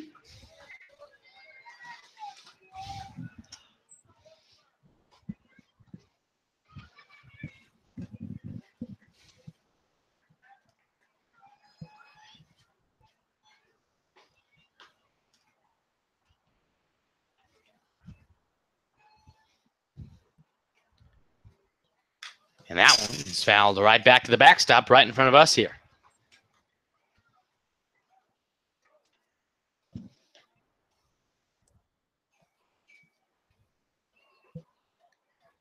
And the 0-1 pitch. In there, a nice breaking ball.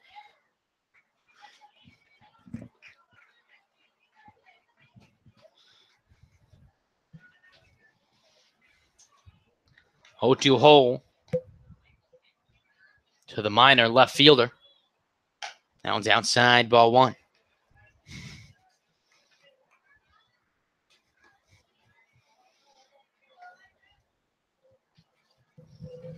One-two pitch from Yoshihara. That one's fouled out of play here as Mixon gives chase, but that one sails out. To keep this count 1-2.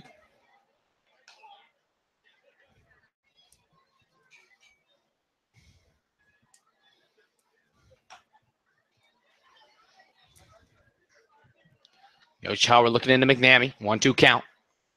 Yoshihara winds and throws.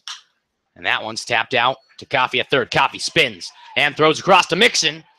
Not in time, as Mixon's foot was off the bag there. As Coffey made a good play out there at third, but not able to get the throw in time. And there's going to be a runner on first for Oscar Marchena, stepping to the plate now with one away in the bottom of the seventh. This tie game at 2. Now batting for your Miners, second baseman number 8, Oscar Marchena.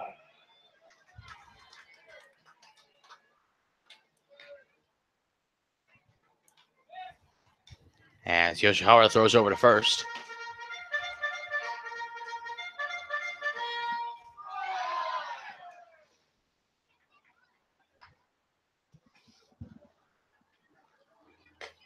And that one in there misses for ball one.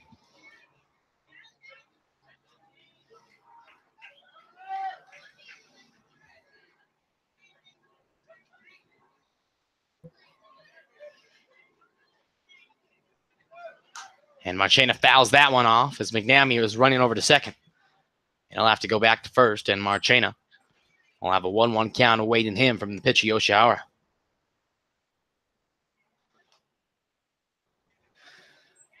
Would not be surprised if Yoshi spent the next couple minutes trying to pick off Marchena. That one's up high, ball 2.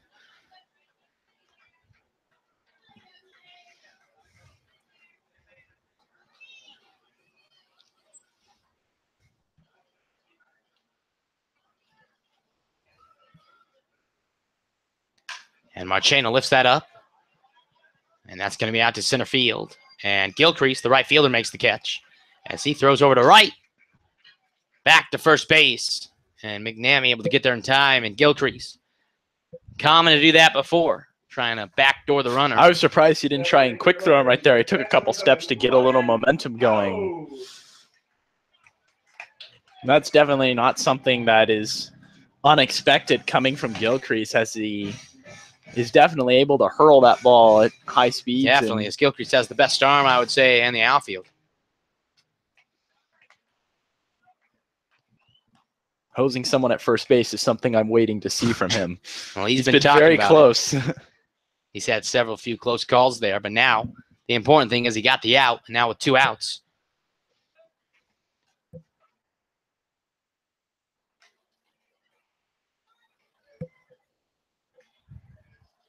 Ryan Haug, the catcher, steps to the plate with Elijah McNamee at first and 2 away in the bottom of the 7th. And that one's right over our heads to make him an 0-1 count.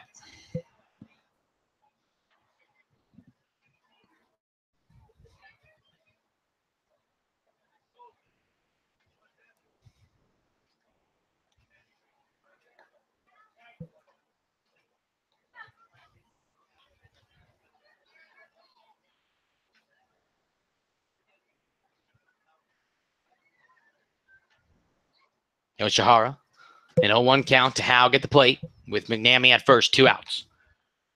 And a swing and a miss by Haug. And Yoshihara ahead with an 0-2 count.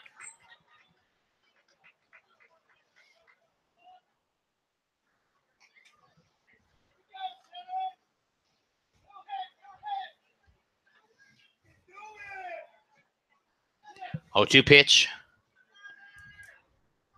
Coming from Yoshihara with 2 outs, bottom of the 7th. 2-2 ball game. McNamee at first. The pitch. That one drops in there for ball 1. That just missed the strike zone there. And I think the strike, I mean, at least where that ball was, it's been called a strike earlier today. It just continues to continually change, which is not something you're looking for if you're the pitcher, at least. And Yoshihara misses down. Teed up the count 2-2.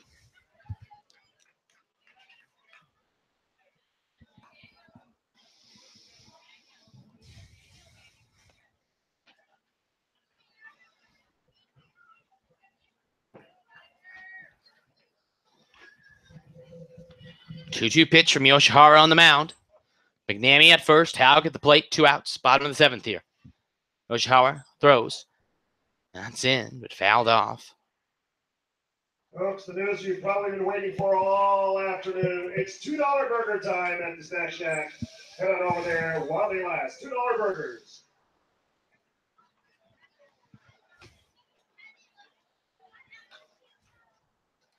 Full count of 3-2 now.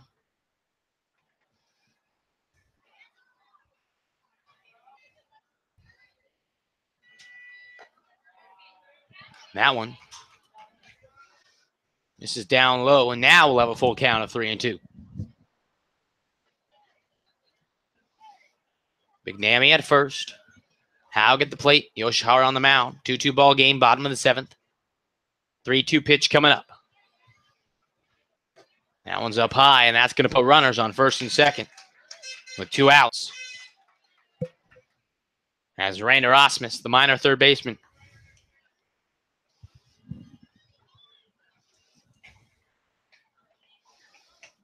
Now batting for your Miners, third baseman, number 29, Rainer Osmus.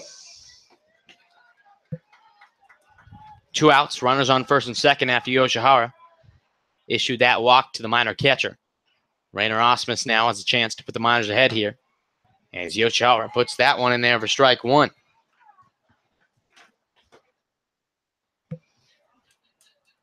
A 1 count from the Chinook right-hander now. And in there for strike 2, and Yoshihara in the driver's seat early, as he has Osmus in an 0-2 hole. With 2 outs and runners on first and second, Yoshihara going for the throat here to get a strikeout. 0-2 pitch. And Rojas throws down to third. Coffey applies a tag. And McNamee gets caught trying to steal third. And that's going to do it. And we're through 7. This game tied at 2. And your Chinooks are coming to the plate to try to take the lead here. 2-2 ball game as we head to the top of the 8th.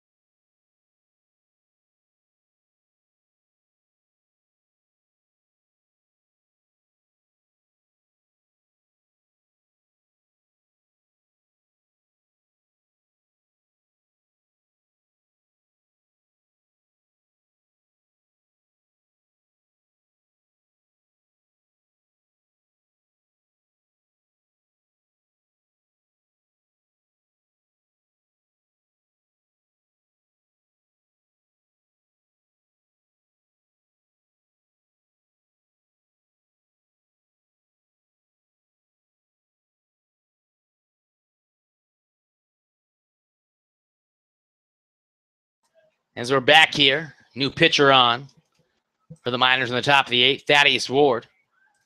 On now for the Miners. He faces Aaron Shackelford at the plate in this ball game tied at 2. And Shackelford sends that to Ward to the pitcher's mound as Ward flips over to first, and that's 1 away now.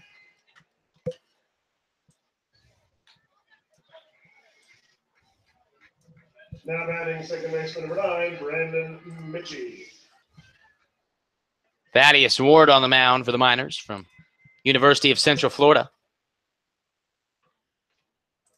As he comes in now with 1 away after getting Shackelford to ground out, facing Brandon Mitchie at the plate. And takes that outside for ball 1.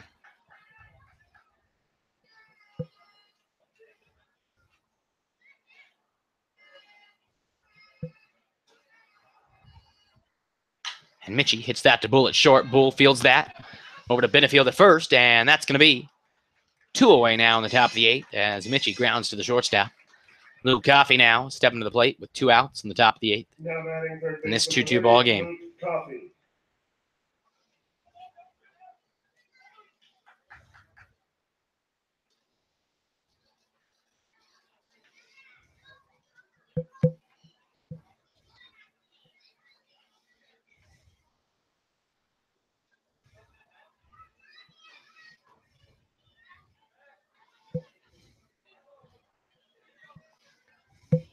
2 outs from Ward on the mound.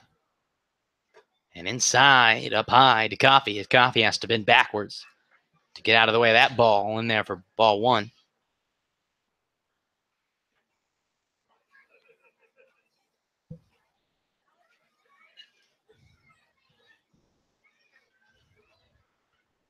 One-0 pitch from Ward on the mound. And a big swing and a miss by Coffee. Didn't have to count 1-1. It was a pretty big swing there from Coffee. It's a good thing he held on to the bat that Good thing is that could have done some damage out there on the field, some of these minor players. Luckily, he hasn't hit anyone yet, whether it be player, umpire, or fan. And Coffee sends out to left field. And that's going to be a loud out number 3 as that's caught by the left fielder, Elijah McNamee. And that's down in order of Chinooks 1, 2, 3. When we come back, the Miners come to the plate in the bottom of the 8th. This game tied at 2.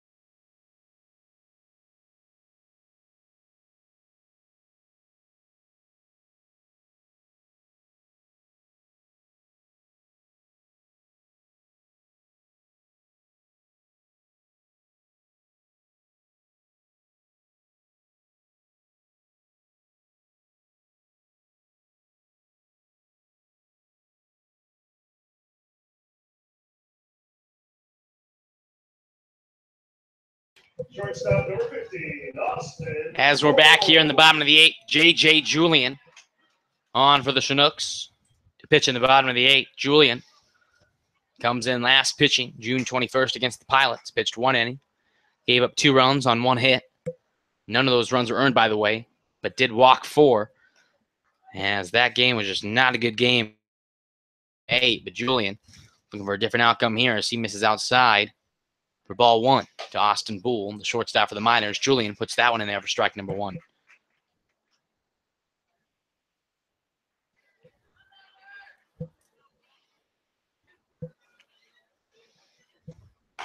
And swing and a miss by Boole to put Julian at 1-2.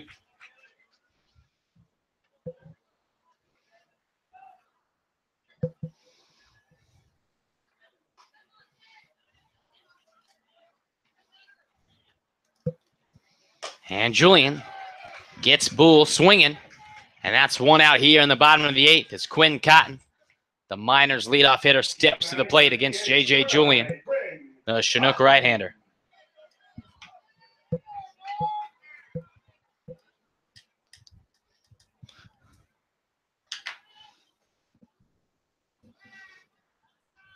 Cotton steps in now as JJ kicks and deals and puts that one in there for strike 1.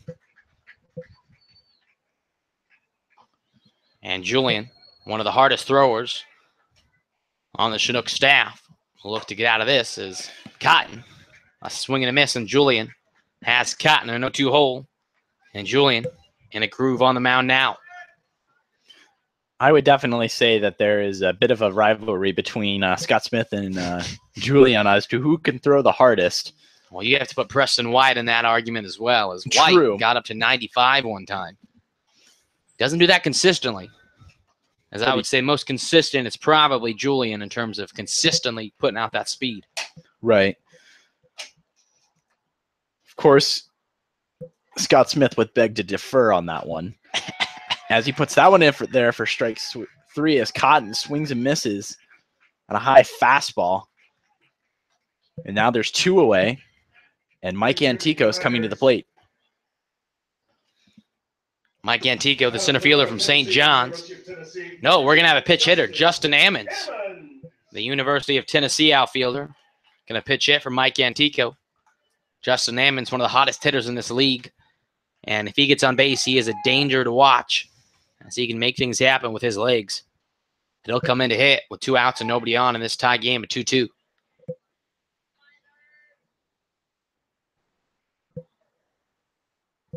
Julian kicks and deals.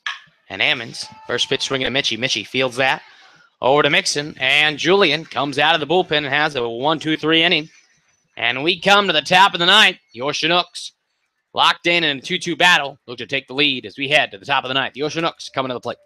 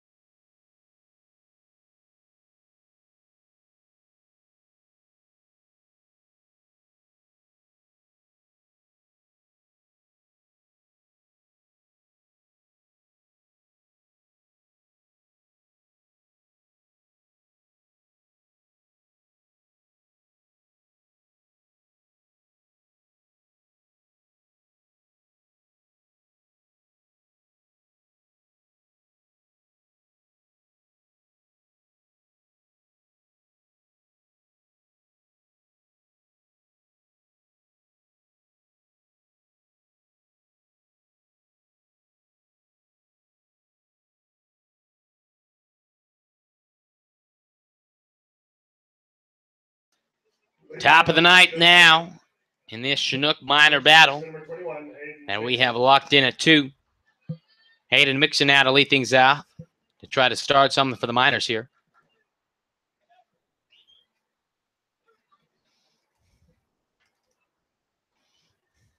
As Thaddeus Ward on to pitch once more for the Miners. Throws to Mixon at the plate. And Mixon first pitch swinging lifts that up foul. And Ryan Howe going to give chase. And Howe puts that away for out number 1. And Mixon first pitch swinging flies out to the catcher in foul territory. Not the way the Chinooks wanted to start this 9th inning. As Adam Rojas, the catcher, steps to the plate with 1 out and nobody on. And Rojas will just start something here with 1 out. Now batting, catcher number 15, Adam Rojas. With Alex Schmitz on deck in the top of the order after that, Rojas would like to start something sooner rather than later, as the Chinooks are locked in a battle at 2-2.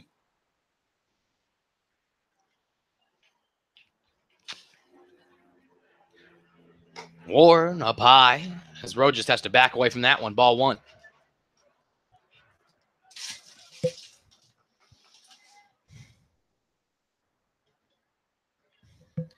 1-0 pitch coming from Ward. And in there for strike 1 to Rojas at the plate.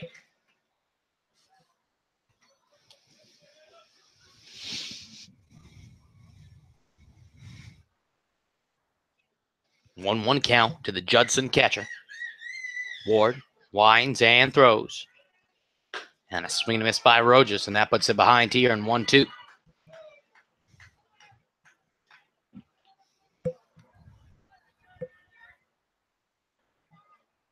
1-2 pitch.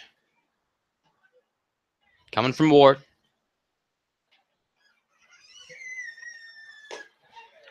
And they appeal to first base, and he's going to say Rojas held up.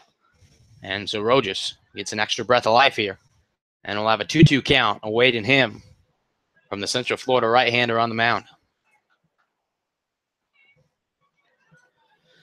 Ward on the mound gets the signs from Ryan Haug, the catcher. Ward looks into Rojas at the plate and delivers. And that just hangs high, and that's going to load the count full. As we have a 3-2 count awaiting Adam Rojas at the plate now.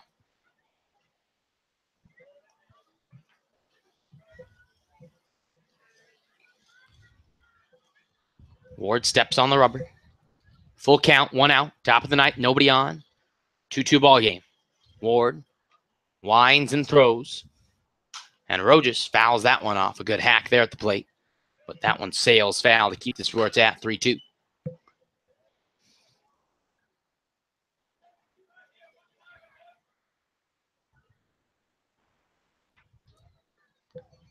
Three-two pitch coming once more.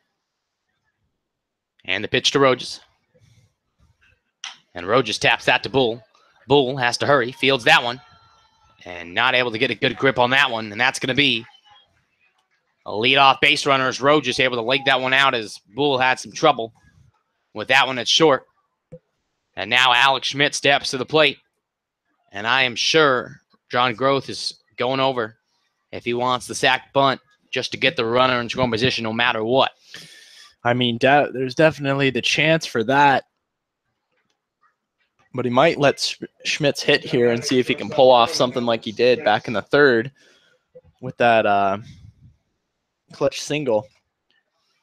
And we'll just keep an have to eye. wait and see. And we'll definitely will wait and see here as Rojas takes his lead off first. Schmitz in the batter's box with 1 out. Top of the ninth, 2-2 ball game. Ward kicks, and Schmitz takes that one outside, ball 1. Jeremy Johnson stands on deck to represent the top of the order for the Chinooks. He would love to hit with a runner in scoring position here to try to put the Chinooks up top late in this ball game. Ward looks over to Rojas at first. 1-0 pitch from Ward to Schmitz at the plate.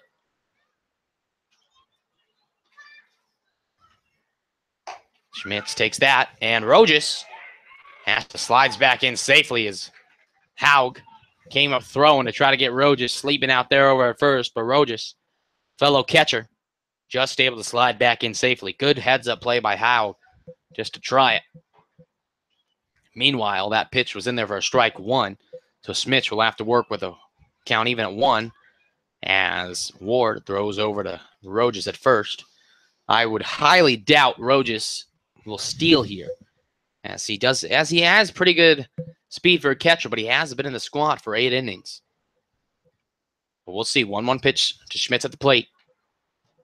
And Schmitz gets some wood on that. Ward over to Bull at second. Bull steps on, throw over to first. Got him.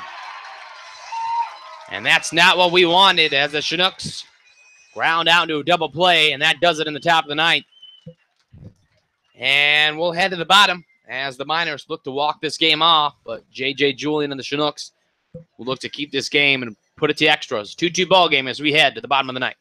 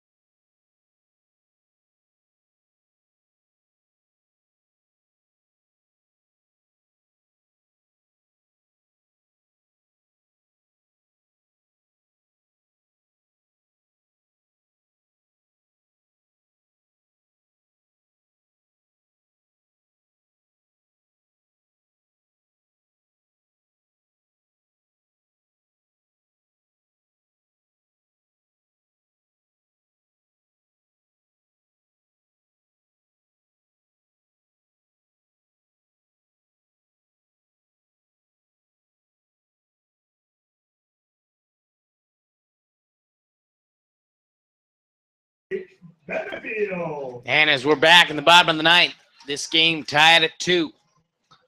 As J.J. Julian back on the mound, looking to keep things locked at 2 and to send this game to extras. But he'll have to get through the hot-hitting Blake Benefield on the plate for the Miners. That one misses down low for ball 1. On deck is the Miner right fielder Preston Pavlica. The Miners, in the meat of their order, can definitely put up runs here. And Benefield sends that to left field. And that ball is gone. And on the second pitch of the 9th inning, Benefield sends us home with a walk-off homer. As that was a no doubt about it. As the Miners win this game 3-2 after Benefield launched that one into left field.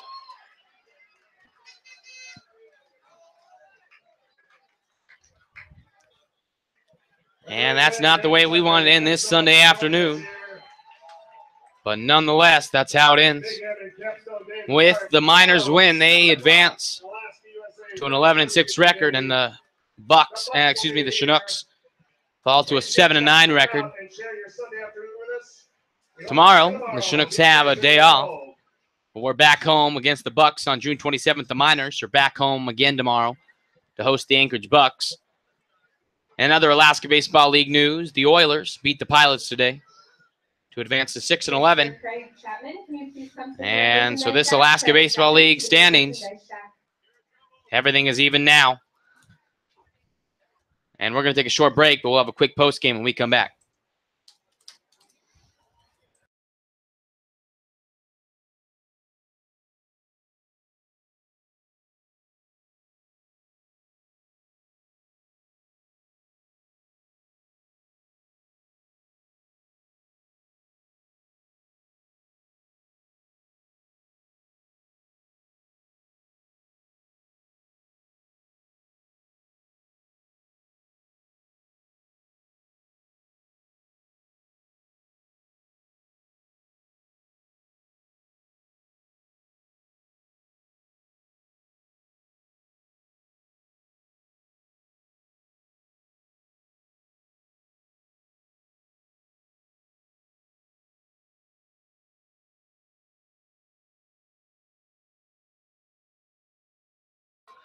Well, not the game we wanted.